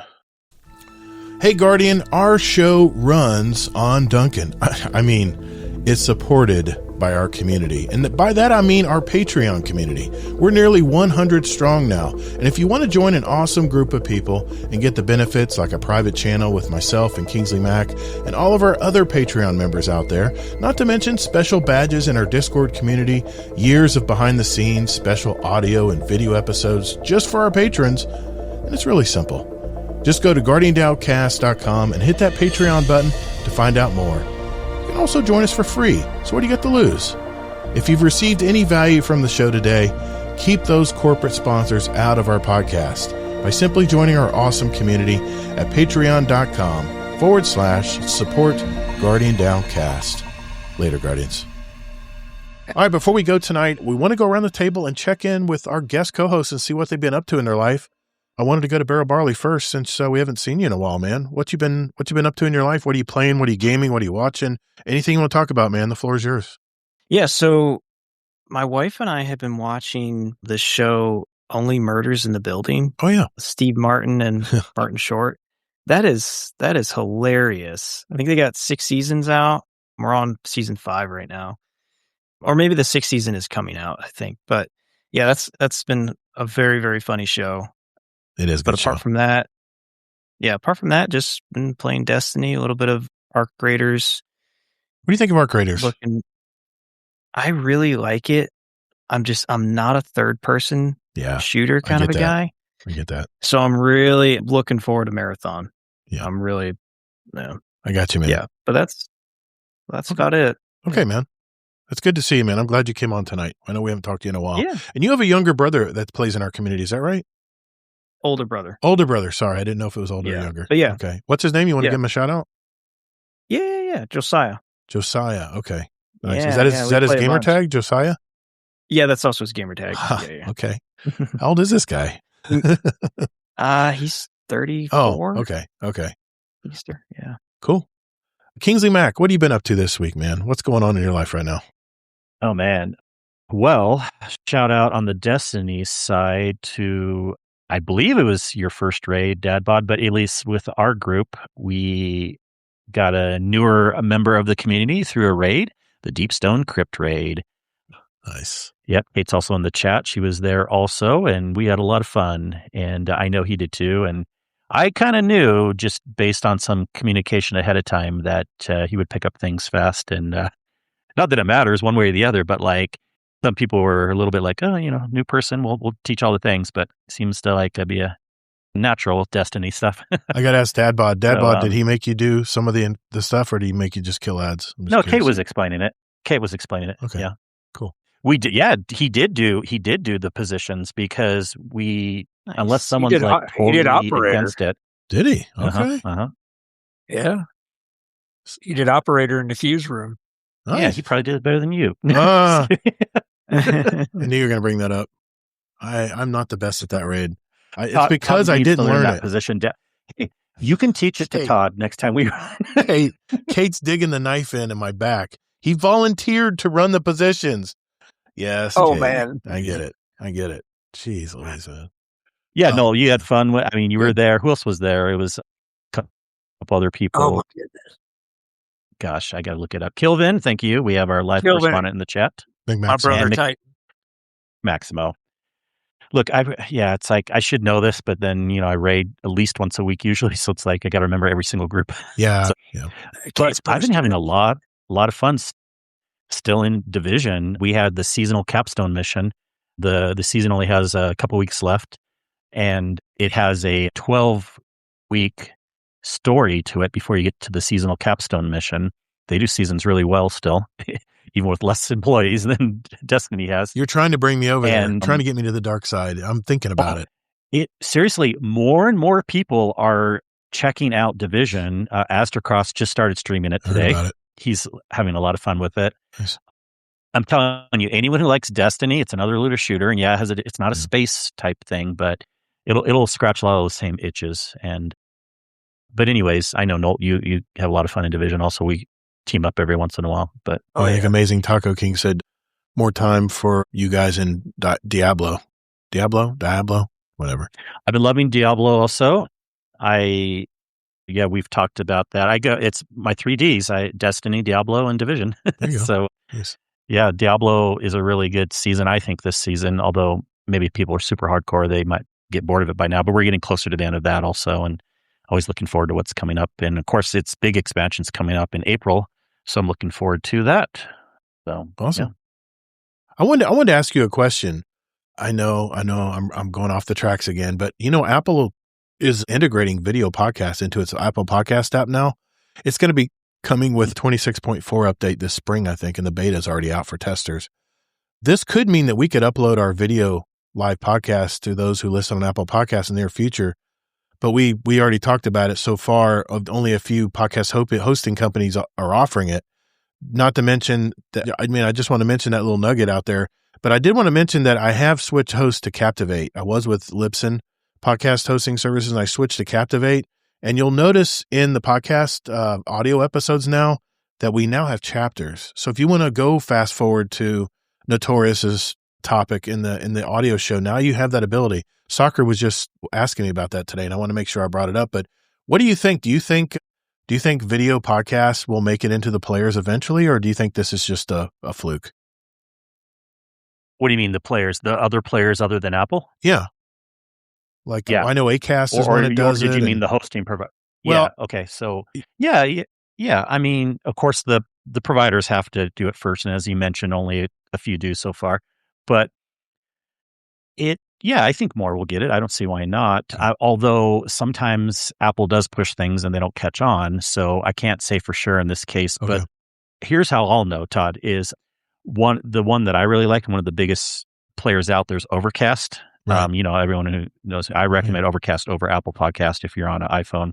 Okay. I listen to their podcast, Accidental Tech Podcast. I know Mark Armentz, the programmer of that podcast player, and I'm sure he'll be talking about it in the next show that's coming up, because this was stuff that came out before they recorded their last episode. Nice.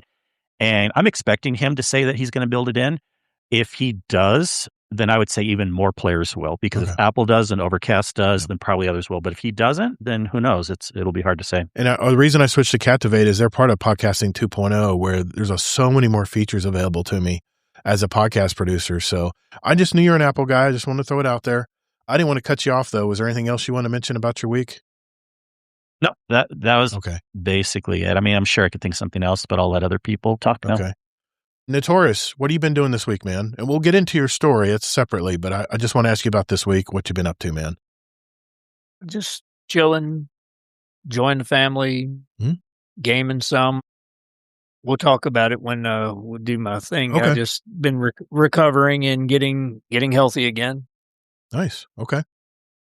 Well, I'll just go ahead then. I'll speak my piece. My wife and I did see a new movie this week in theaters. using my AMC Stubs A-List subscription. And no, I don't get paid to say that. I tried. I called them. They didn't even return No one thinks you do. They didn't even return my email. They don't even have anyway. We saw Good Luck, Have Fun, and Don't Die. It's starring Sam Rockwell. It's about a man who takes patrons of a diner in this L.A. little diner. He takes them hostage, claiming he's from the future. All of this to find recruits for a quest to save the world. It's kind of funny timing on this movie because we were just talking about AI. In fact, we were talking AI. My wife and I were on the way to the movie and we didn't even know it was about that. But AI is a big theme throughout this movie. It's from Gore Verbinski. I don't know. You probably have to be an old timer like me to know Gore Verbinski, but he made a lot of the Pirates of the Caribbean movies and a long list of very odd movies that he's made in the past, like The Weatherman with Nicolas Cage. I don't know if you ever saw that, Kingsley, but I found his movie has very similar themes to The Matrix. And you know how much I love that movie. It's a little more wacky, funny, but bloody all at the same time. And I really enjoyed it. Rotten Tomatoes has it at 84%. IMDb has it at 7.5 out of 10. I agree. It's a decent flick. Yeah, it sounds like a fun movie. Yeah. What else do you have to say about it? I give this one 4 stars. A solid, good film. Man, that just caught me all of a sudden. Probably because of my diatribe earlier. I renewed my subscription to Peacock. I talked about that last week. And I have been all in on The Traitors, man. This show is just such good junk food for TV when you just want to watch something at night before going to bed. I just watched the 2nd season of UK Traitors. I love the UK Traitors because it's a social experiment. You know, you have all these people, 3 of them are traitors, and they secretly kill people at night. But there's a way the faithfuls, the other side of the coin, they can actually find out who is the traitor through little clues they get for mannerisms. And like I said, it's a big social experiment. And what I love about the UK Traitors is you start learning the mannerisms of the Brits across the pond. You kind of realize how they talk to each other, and it's very educational for me since I had a UK GDC meetup last summer. So I'm really enjoying that, and I'm watching the latest season of the US version as well, but it's on a week-to-week basis. I hate streaming platforms that make you tune in every week. I just don't like it.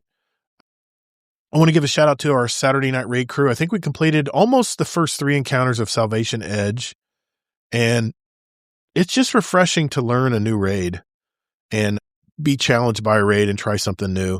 And then I think we did a really fast, like sub-hour Vault of Glass run afterwards because we had a little bit of time left. And I was wanting to talk with Heyoka. And let me give a shout out to everybody. It was Heyoka. It was Azura Demon, which I've never gamed with. Very good. Smurf, which is a very good raider. Allocate, and of course Kingsley Mac was our Saturday daytime raid. And then Friday night, it's my normal raid crew. It's Rona Red Lion, Allocate, Zombie Pops, and Mr. Sin Media. And of course, Mr. Kingsley Mac doing that. But we did a Deep Stone Crypt run, which you know I love to do. That's my favorite raid. But then, like I said, we ran and did a Vault of Glass real quick afterwards. I haven't played a ton of video games other than my game of the month, which is Arc Raiders. I played it with Jealous. Jealous jumped in, and he was kind of my bodyguard. All he did was just show me and teach me everything in this game. And I got to admit, man, if you watch that stream back, I live streamed it. You can watch the playback of it. I learned so many things. And if you look, every time he mentions something to me that this game is doing in the game, I keep looking up at the camera going, why isn't this in Bungie? Why isn't this in Destiny 2? Because this is what would make people stick around and play more. But anyway, I had a great time. We played for probably 2.5 hours and just had a good time. I was getting a lot of stuff done. And what I love about this game, it's the one thing I love to do in Destiny is collect materials. So I'm a material hoarder. I'm grabbing stuff. I'm like a little rat. I grab stuff and I'm running into those little expansion, one of those little drop pods or whatever, and the excavations, whatever sites or what they're called. And I'm just stacking up everything. I've got all my workbenches built. So I've got everything in place now to just start making all kinds of cool stuff. But then we ran into what was supposed to be a friendly server, and these guys just totally aped us and we lost everything. And then it came back down to earth that, okay, this isn't Destiny, because I lost my tier 3 gun that I just built. I mean, I lost all these materials. I go back and other than the chicken giving me a little bit of a thanks for playing, materials, I lost everything. It was in my backpack, and they do have a safe pocket where you can put something in there like a blueprint or something that you don't want to lose. But that kind of came crashing down when someone actually shot me, because every game people were all friendly. We're all just talking with each other and real friendly and having fun, and just makes you realize that it's not always about the PvE side, that there's a lot of PvP players in there as well. And all they want to do is just kill you and take your shit. So, and then I found out the guns, this is a cool concept, Kingsley, maybe for a future Destiny game. The guns have a stat on them called durability. And the more you use these guns, the less that number goes down. And eventually the gun basically just disintegrates in your hand when you're done, when you can only get so much use out of it. That would be one way that Bungie could keep that looting treadmill going, is the fact that the guns actually have only so much use in them. Gross. I don't like that. Okay. No. I do not like that at all. I didn't know how you guys would take that, but Gross. I thought it was an interesting thing to do with our For some games, yes, but so I'm the type of guy that likes to fix that. So whenever it goes down to like 95%, I fix it. Oh, like I can't run it. I repair it. Okay. I can't run it down. Okay. So for me, it's like, I don't know. It's too much work, I guess. Yeah. For me. And when but for some games, it does. Yeah. Diablo, you can repair weapons too, but it's kind of pointless. It's like just another thing to have. If you really like that for some reason, I guess. It can work. I don't see why it needs to be in there for sure. And you can still lose the gun.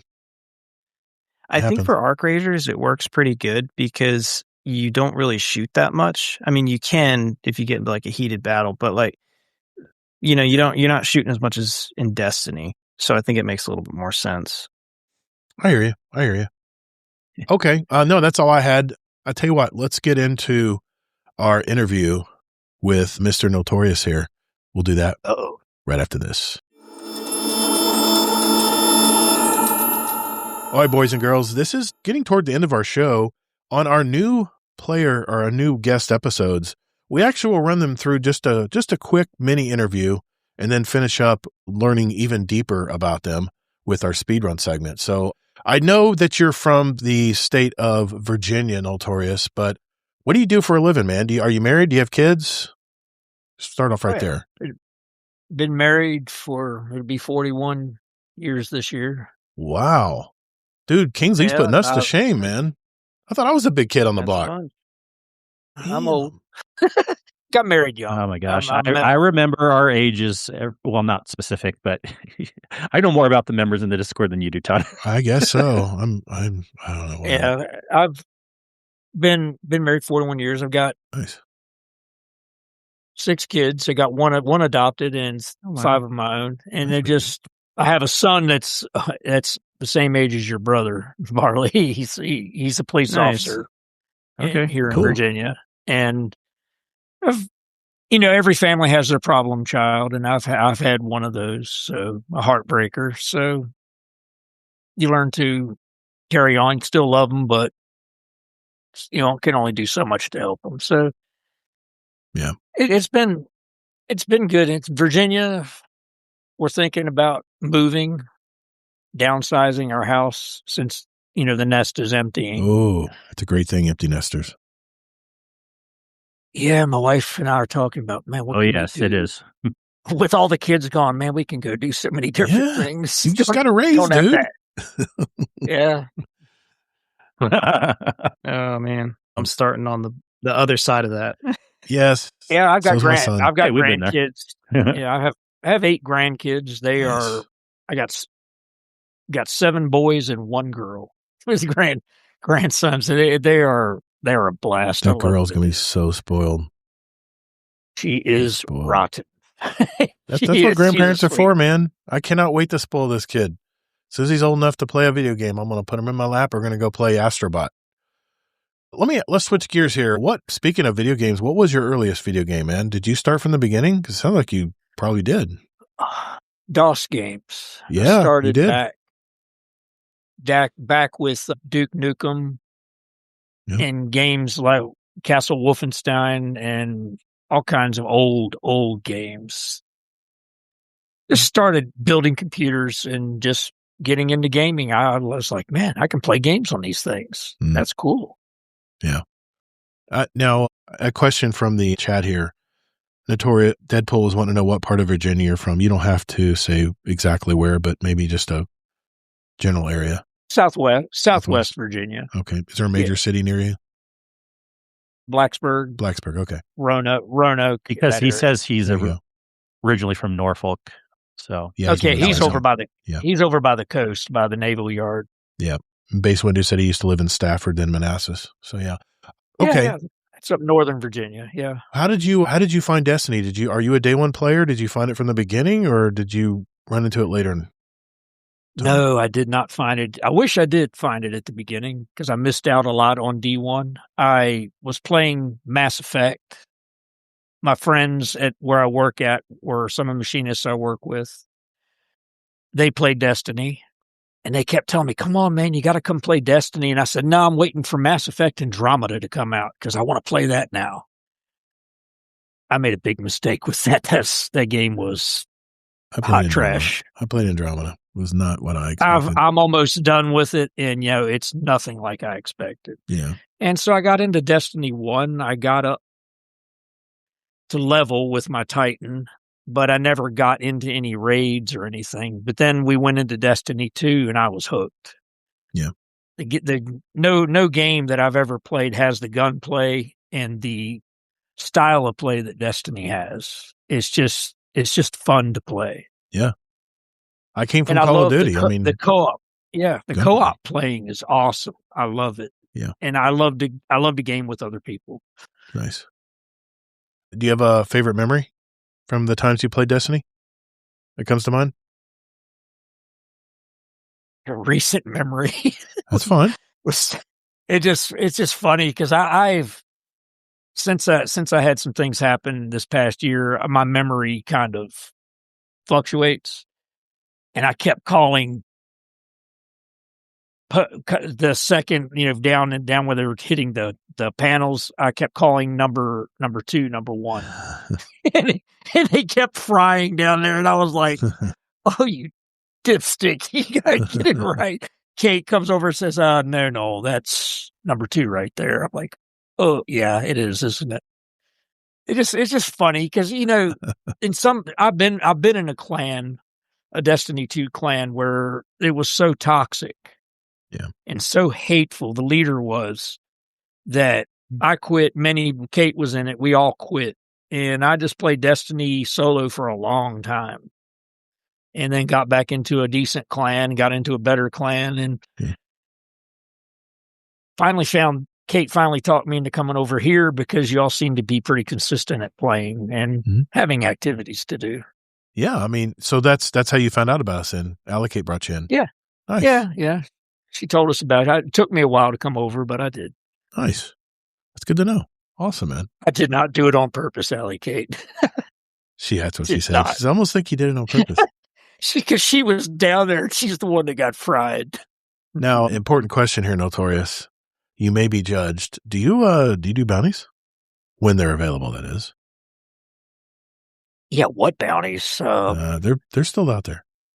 They call them Vanguard orders now, right? But do you focus on those, or do you just care?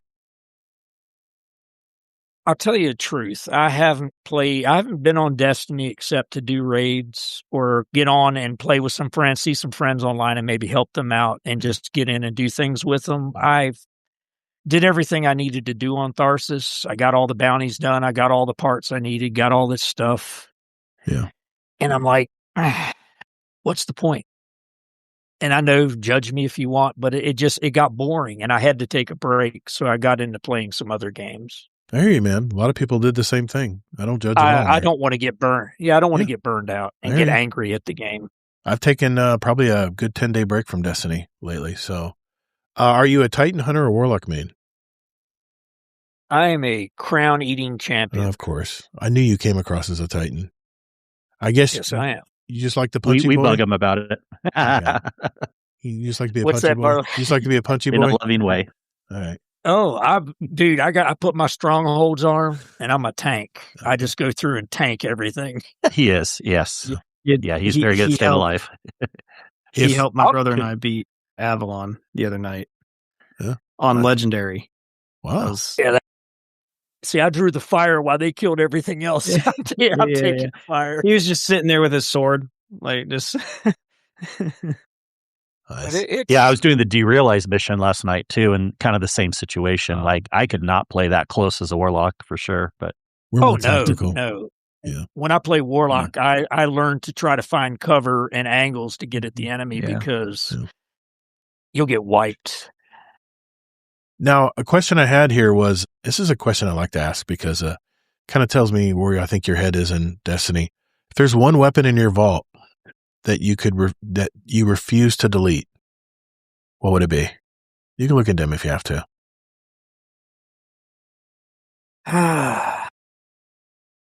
Bungie says, okay, we're wiping and you have a safe pocket. What are you putting in the safe pocket?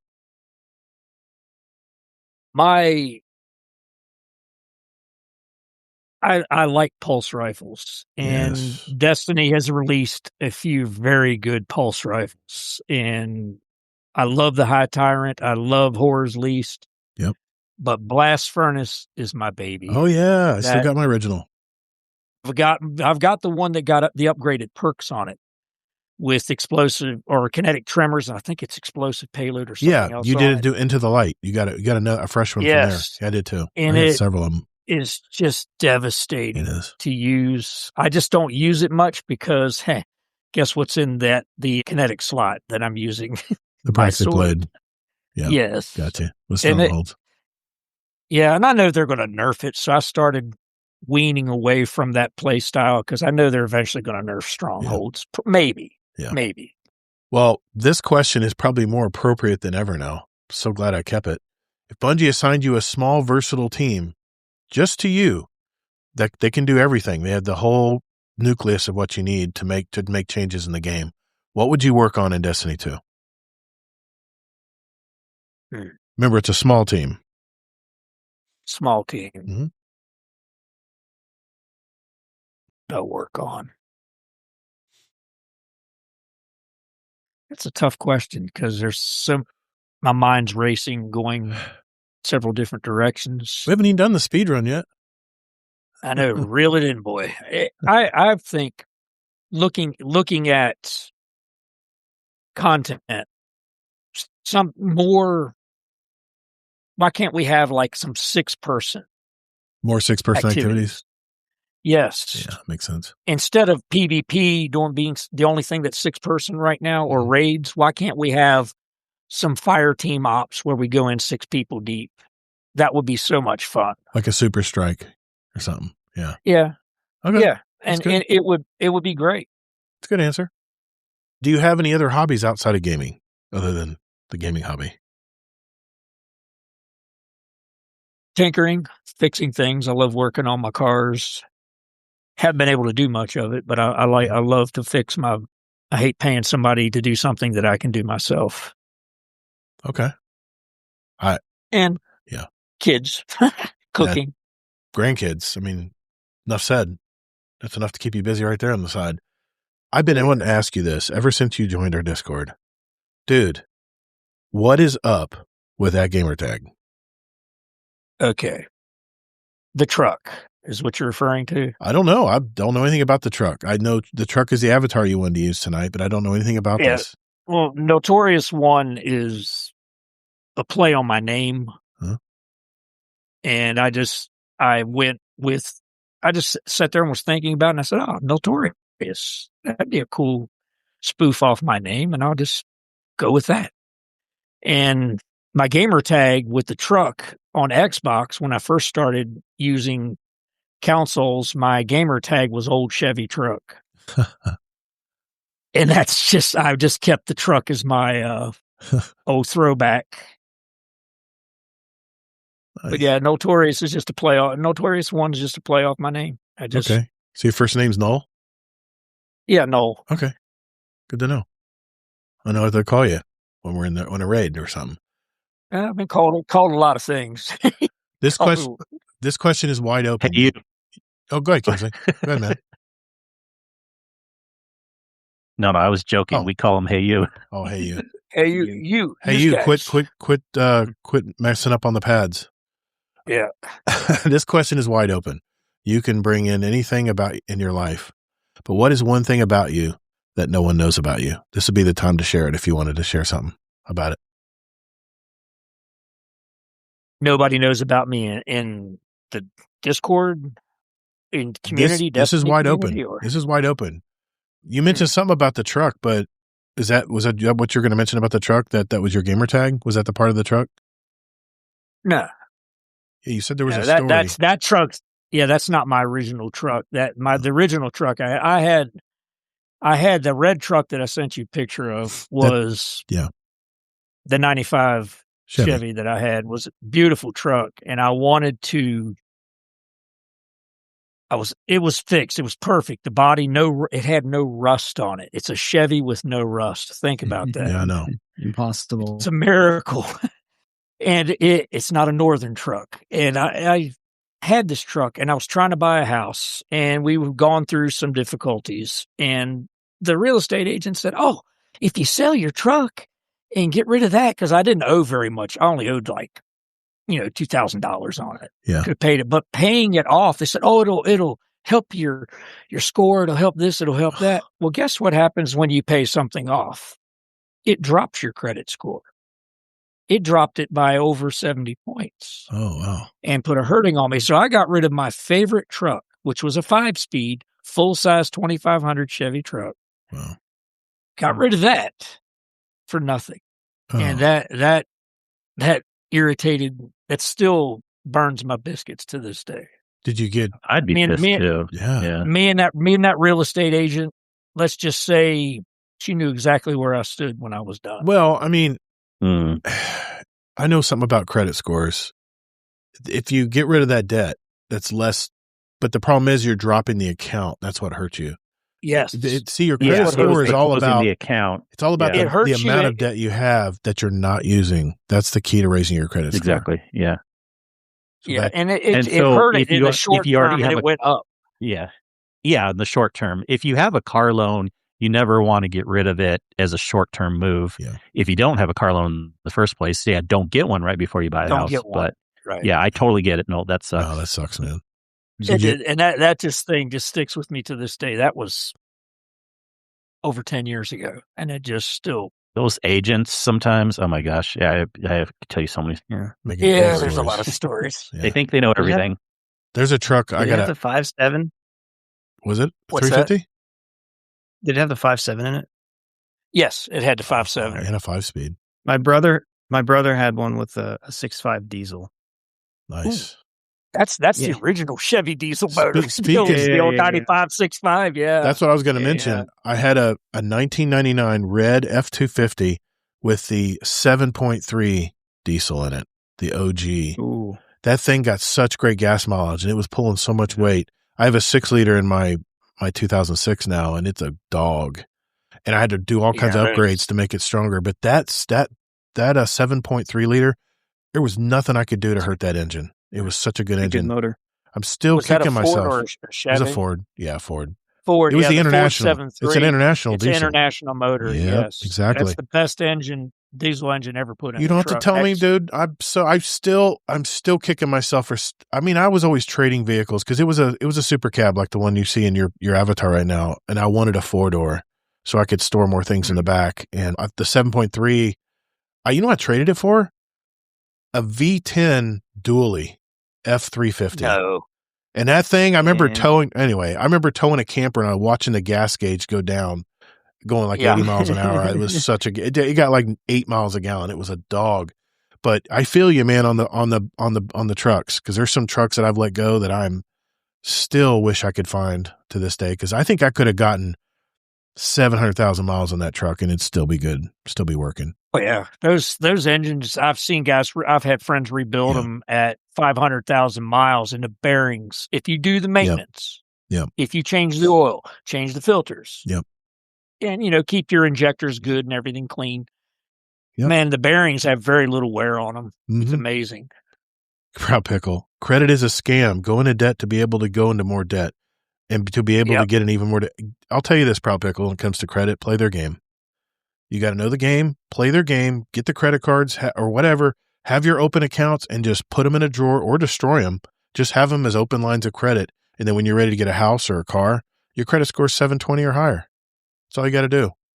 I mean, if you, you don't want to go into any debt. You just want to have you just want to have one credit. open and not use it. Yeah. See, banks love it when you have credit and don't need it because you're playing hard to get with the bank and they don't like that.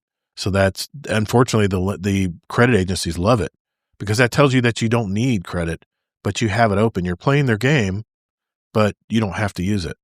So you're teasing them. It's tough to do though because it's so easy these days to say I need the points, or I want to get the 3% back.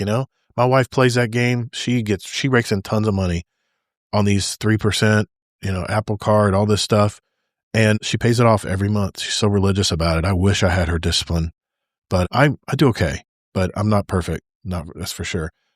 Name a motto or mantra that you live by in life. The thing that has driven me most of my life, because I've had to struggle to get ahead in every job, every place I've ever been, people would tell me you can't do it. And my favorite motto is watch me. I like it. Step aside, watch here, hold my beer. Step aside. Let me show you something. Because I was told that, I couldn't do this, couldn't do that. When I started building houses years ago, I went from being a ditch digger to a foreman laying out multi-million-dollar homes in Washington, D.C. area. So don't ever let somebody try to put you in a box, ever. You do what if you set your mind to it, you can do it. Good way to live, man. That's for sure. Well, I appreciate you sharing your life with us tonight a little bit, Noltorious, but we're not done yet. This segment is called the Speed Run. I've handpicked 25 questions from a pool of over 1,000. Actually, it's 1,200 now, submitted by our community. They're quick, simple questions to get to know our guests at an even deeper level. No time limits, no contest, just quick questions and answers. So if you're ready, Noltorious, let's begin. Uh-oh. Morning person or night owl? Night owl. Controller or mouse and keyboard? Mouse and keyboard. What's your favorite Destiny exotic? It could be from either game. Right now, it's the Praxic Blade. Okay, that's good answer. Love that thing. If you could choose, who would voice your ghost? I'd like Robin Williams to voice my that ghost. Would be to be honest with you, that'd be awesome. He could play Mork. Awesome. Yeah. I love it.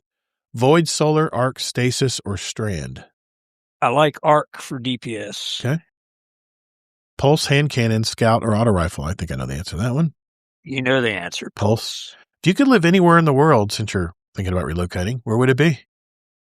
My dream would be to live on a beach somewhere, but nah. Where there's just not many out hurricanes. In the country. Yeah, I just out in the country. I just like to be out in the country. I got you. What is an interesting thing we would find in your gaming space tonight? In my gaming space? Uh-huh. I mean, I've got stuff to choose from here. Well, I'll tell you honestly, I've got motherboards and processors and all kinds of PC parts all around me. I've got stuff. I got the original Pentium sitting in a box. Oh wow! Behind me. Ooh, talk dirty to me. You're turning Kingsley on right now. Computer porn. There you go.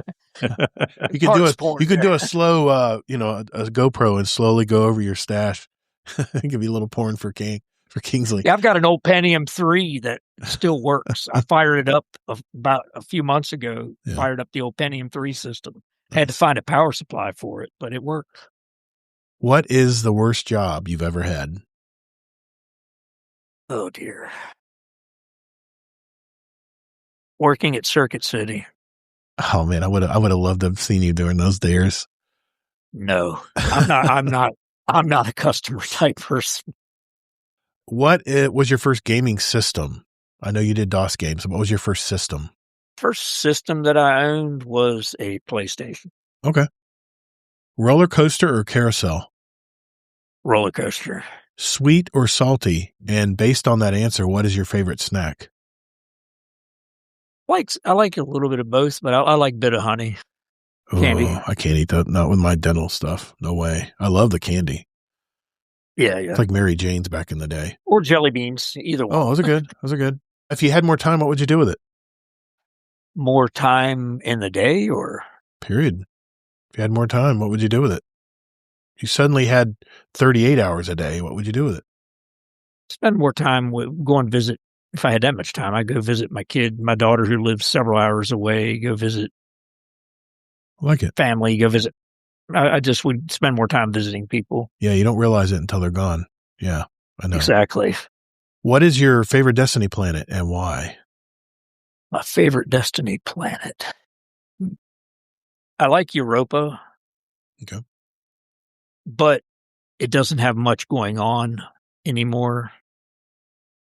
That was one of my favorite planets, was Europa, and Nessus was fun too. Nessus, yeah, I like Nessus. I still like Nessus.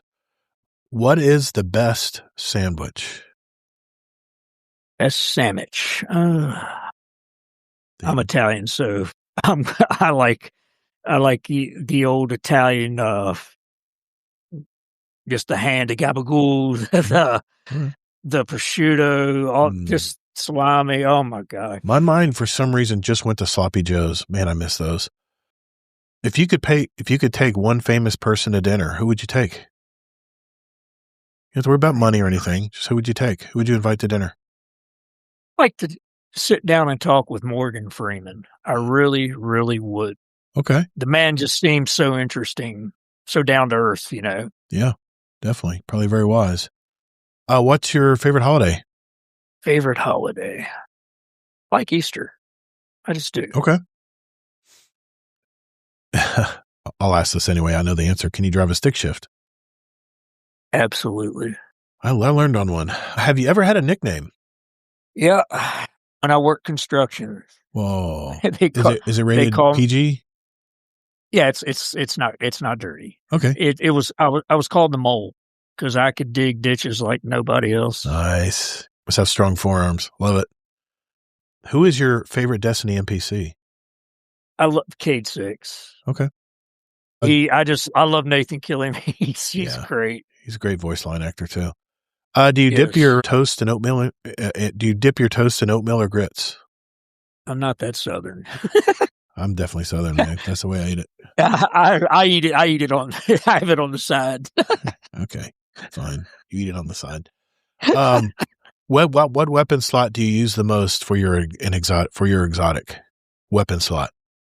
As of right now, my primary, I use the Praxic. Gotcha. Or Thunder Chicken when I need to use Overload Killer. Okay. C-3PO or R2-D2? Like C-3PO. He's a goofball. I like that. Most everybody says the other one. What would you consider your spirit animal? Get a little esoteric here. I don't know why dogs like me because I've never been a dog person. I've always liked cats, but dogs love me. So I probably that dog would be my like an alpha wolf or a dog. Yeah, gotcha. Yeah, something like that. All right, final question. Name one thing that you would change about yourself. If I could go back and change or change now? If you could change it, what would you change? I don't think there's a time involved there. Change my eating habits. I don't eat too bad, but I could always do better. Okay. Eat healthier. Well, Noltorious, you have now completed the speedrun. Thanks for playing along. Appreciate it, man. Thank you. We are bringing back our speedrun question contest. If you do have a speedrun question that you want to enter, we'll have a special speedrun question submission channel in our Discord. And next year, we'll do it all over again. We had 2 winners this year. They've already been paid out. And we will spin the wheel of names to find that out. You'll have a chance to earn a $25 Amazon gift card. I know it doesn't sound like a lot, but that's thanks to our Patreon community, by the way. You can enter as many as you want, but we're only going to take one as your official entry. So what do you have to lose? Let's hear it. If you have something you've always wanted to ask in our speedrun question, this is the chance to let us hear about it. Okay. We have our questions from our community right before we wrap things up here. Be right back. All right, boys and girls, it's the final segment of our show. This is where we get our questions from you guys. No, it's not our final episode. Just kidding. There's a question we got from Dad Bod Hero, and I know we just answered a question he had earlier, but this really ties into our kind of our theme tonight. He asked this. He says, "Hey, Todd, so here's what I've been thinking about lately when it comes to AI and Destiny specifically. With Bungie being significantly shorthanded, do we think it would be a great tool to speed up production for a new game? Even the possibility of making a Destiny 3 with the short staff they're working with now, would it be considered a good resource for the direction of the future of the franchise? Does that possible scenario show innovation or dependency? If AI enables more consistent seasonal drops and fewer content droughts, would players prioritize reliability over handcrafted pacing? Is steady content cadence more important than the occasional and often delayed, deeply polished expansions? If AI assisted in building strike, seasonal activities, or even weapon variations, where is the line between tool and creative replacements? I really do believe that the future of AI could build a franchise built on lore, mystery, and a curated experience. In other words, raids and dungeons that can maintain its soul if algorithms can help shape the future of the Destiny universe. The big question is, would the community need full transparency for where and when AI is being used during the possible Destiny 3 development? With content being as stale as it has been, would the community really make a massive deal out of the guaranteed new Destiny game? Would be in the works? And if produced much faster than years past, if the gameplay feels good, does it matter how the game was made?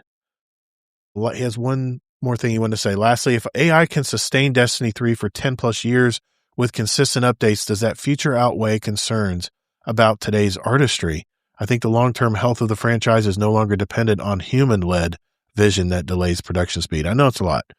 AI and Destiny, just generally speaking, creating a Destiny 3 faster, would it matter that, the AI is making the game and not maybe handcrafted by an original developer or someone that comes up with the original idea? I mentioned Unity earlier that they're going to bring up at the Game Developers Conference here next month. Comments, questions? Well, it goes into a lot what I was saying too. AI is not actually at the point where it's a good tool for making whole things like strikes and creative stuff. We definitely still need humans for the creative stuff because 2 points. Humans don't usually like the quote creative stuff that comes from AI, and also it just isn't as good as mathematical stuff. So I do think AI would help, but nowhere near some of the ideas here. It'd be better for like the algorithms helping program the boring stuff that's within there quicker. As it is right now, and even if we're talking a magical Destiny 3, even if they went all into it, on the programming side, it could help maybe a fourth of the way there, but you still need a lot of human interaction. Now, if they're trying to use it for like voice lines and all the creative stuff, they can claim it's going to help, but I don't think people are going to like it. And then, of course, on visibility, you always want to kind of mention that it's being used. I think more and more people are not so much opposed to AI being used, just how it's being used. And again, on the creative side, it doesn't do very good. Yeah. Barrel? No? Yeah. I mean, if they use it, I'm not really opposed to them using it as long as it's done well, and they do state that it's used, because I think some authors, like, is it Amazon? Like they're now stating you have to like state if a book or something is written with AI. I know. I hope so, yeah. I know a lot of podcasts. I think they're have to state that. Yeah, they're starting to do that. So, I mean, as long as they do that, and it's good to play, I don't really think there's anything wrong with it. No, what do you think? I agree with Kingsley. You're going to have human oversight, intervention, writing. You can't just give it to AI because we're the ones that program the AI. We put the algorithms in it. We put all the programming into it to do what we want it to do. So it would have to learn and go over it. I think if it helps speed up and clean up a lot of the bugs and stuff, to help debug and stuff like that would be awesome because testing and R&D is a lot of the time spent on games. Look at Baldur's Gate, how long it took them to get that Baldur's Gate 3 out. I mean, that game was in alpha beta for a long time. It's we've always complained about Destiny getting rid of the QA people, but honestly, and I hate to say it, this is one of the best spots to put AI in is all the QA stuff. Yep. Yeah. I agree. I think between the movie industry, I'm wearing a Focus Feature shirt. In fact, tonight I got that from my Stubbs A-list. Little bonus. don't know if you watch focus feature movies, but between movies, the way they're made right now, and gaming studios, they're very similar. They put 3, 4, 5 years into making this one big production. Then they throw it out there and hope everyone likes it. And I've seen movies that they spent $100 million building and they only bring back $15 million. Just major, major losses of money. And I start thinking, there's no way these studios can sustain that for very long. And I know what's bailed them out is movies that make, double the money they've invested and stuff. That's where it comes back. And, it all averages out, I guess. But, the same goes for let's just say Bungie. If they can use AI to do the initial programming, like they're talking about with this new Unity AI, whatever, artificial intelligence program or whatever, if they can do all the initial setup and they have the creativity to allow that artificial intelligence to create the game, the background, so to speak, with all the net code and all the spaghetti code and stuff, and make sure it all works together, I think that is where AI can really change the whole gaming industry going forward. Instead of games taking 3 to 5 to 6 years to make, what if because of this new AI system to be able to double check and make sure all the programming fits perfectly, or maybe even play it, like I mentioned in that example, play the game as a human and then go back and correct stuff that doesn't look good. If you have certain parameters built on what you want, what the experience you want to feel as you're going through there. And I know AI can't feel, but it would be 1 to 2 years to make a video game. That sounds more reasonable, or a movie even. That sounds a lot more reasonable. James Cameron was talking about how future Avatar movies, he's going to go big time into AI. He's been using computer, CGI and stuff to make a lot of his stuff, and he goes really high tech too. His movies are crazy detailed. I mean, it blows me away when I watch his movies. They don't even look real. If they can really embrace those aspects of what I talked about earlier, the heavy lifting, the sorting, putting the codes together, the initial code, putting everything in place, and then have the humans on the development side or the producer side on the movie start putting their ideas and taste and have AI weave that into the storyline and stuff. You wouldn't need to get rid of writers and stuff because you need writers for that original content and material. I think if they can integrate those two things together, yeah, I think it could be a big deal. It could be a game changer. You think it'll change I don't know if the we structure? I don't know if we could get down to 1 to 2 years, but maybe. See, Maybe. I'm pretty confident never. right now AI can get us a fourth of the way there, but maybe Yeah. eventually we could get at most a half of the way there. Yeah. And so if a game takes 4 or 5 years, then maybe it can take 2 years, 3 years. But I'm not saying I know for sure, but like I kind of know where it's at right now. And it's AI can't do everything in a game. There's still, even if it does a lot more, I think we're only at a fourth best case scenario right now. And that's still nothing to shake a stick at. I mean, like we have, that's a lot. Yeah, Shave a year off here or there, but think of the millions of dollars saved. You imagine what the cost is to make a video game. It's probably as much as a movie production. I mean, there's exceptions, but I guarantee you Bungie has at least $100 million in a Destiny game. At least. Think of Over 10 years, they more than probably that. have more than Way that. more buddy. than that. I know, Yeah. but just salaries alone, you're looking, 1.5 a year per year. But if you add up all the salaries and the number of people at the studio, let's just say they're making an average of $100,000 a year in Seattle, then it goes up quick. That's $2 million a year right there just in salaries. Not to mention all the other expenses of running a business, but take care, Base Window. Just want to say goodnight. Thanks, guys, for hanging out tonight. That was a very interesting conversation tonight. I know we kind of went a totally different direction than we planned on going tonight, talking about AI and stuff. But I think it just had to be said, man. We needed to put that out there for people to talk about. And I just think I thank both of you guys, Barrel Barley and Noltorious, for coming on tonight and with your topics and stuff tonight. I just want to remind everybody that as a celebration of our rebrand, that we have a contest going on right now. Thanks to Amazing Taco King, one of our highest tier patrons, he has donated a brand new In the Wrapper Year of Prophecy edition. It's $175 if you went to buy this on the Bungie store. It does not have the game codes, but you can look it up online if you want to look at it. It's the Year of Prophecy. It has a statuettes in it of all three Guardians and coins and all kinds of some extra lore stuff in there, I think, too. I mean, it's really an interesting piece. I thought about even keeping it, but I want to celebrate our rebrand and give it out to our community. So we have a Destiny contest channel. We have a Destiny channel too. This was called Destiny Contest in our Discord. Make sure you enter a picture, however way you want to get it downloaded or whatever, of your best looking Guardian in there. And that will be your entry into the Wheel of Names. And the first episode of March, which is coming soon, it's only another week away, probably 2 weeks away. By the time we get back to our March episode, we're going to spin that and someone is going to win it.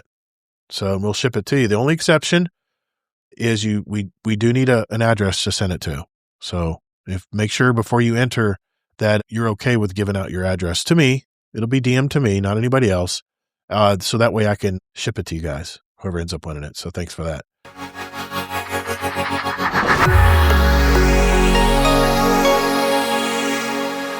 So now that we've wrapped up and completed our very first new guest episode, what do you guys think?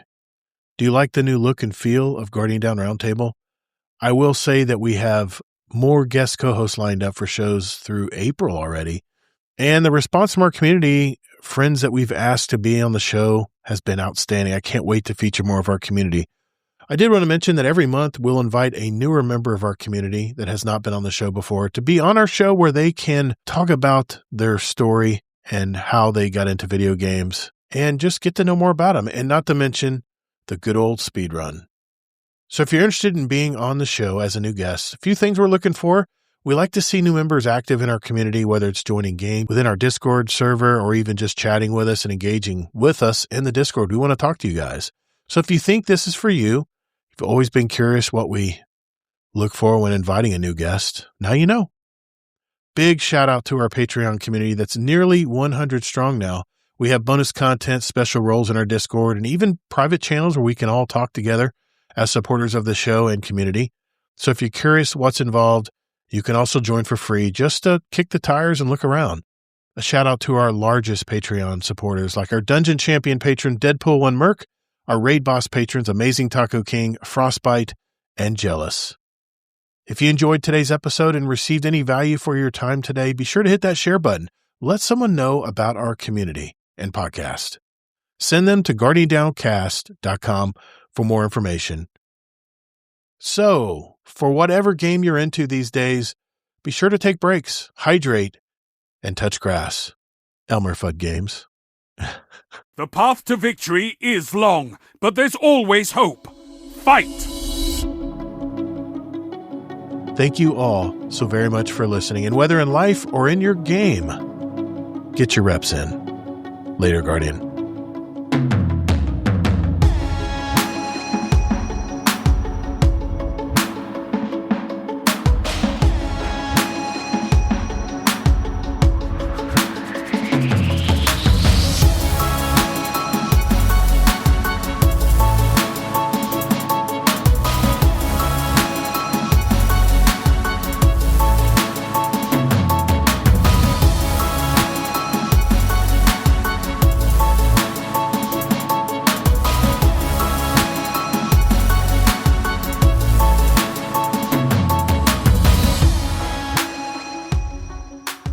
Overtime. Let's do this. Noltorious, BarrelBarley, do you guys want to give a shout out to anybody before we leave tonight? I always want to give you guys the opportunity to do that.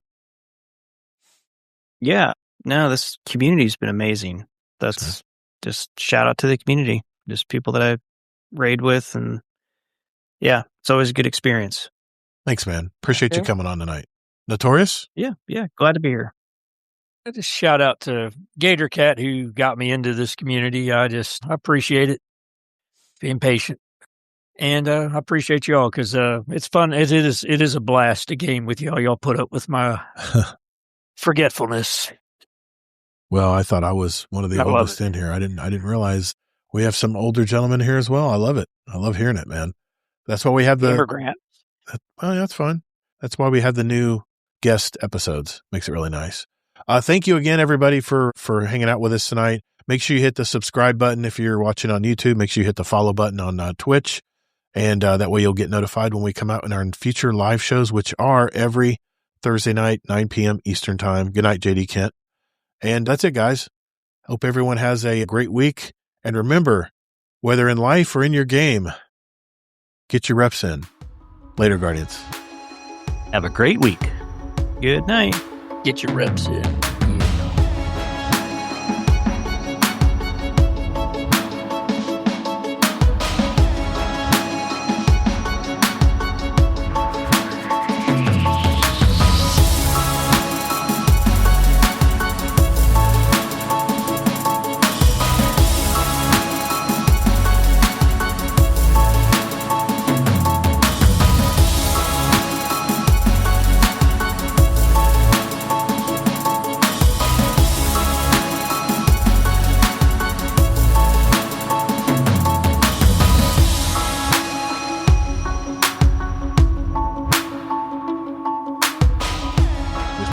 Play the game. I would say it depends on any of the class. frontier stuff. Okay. Go ahead, Taco. Whoa, we all talked. Sorry. Yeah. Go ahead, Taco. Yes, we did. That's a first.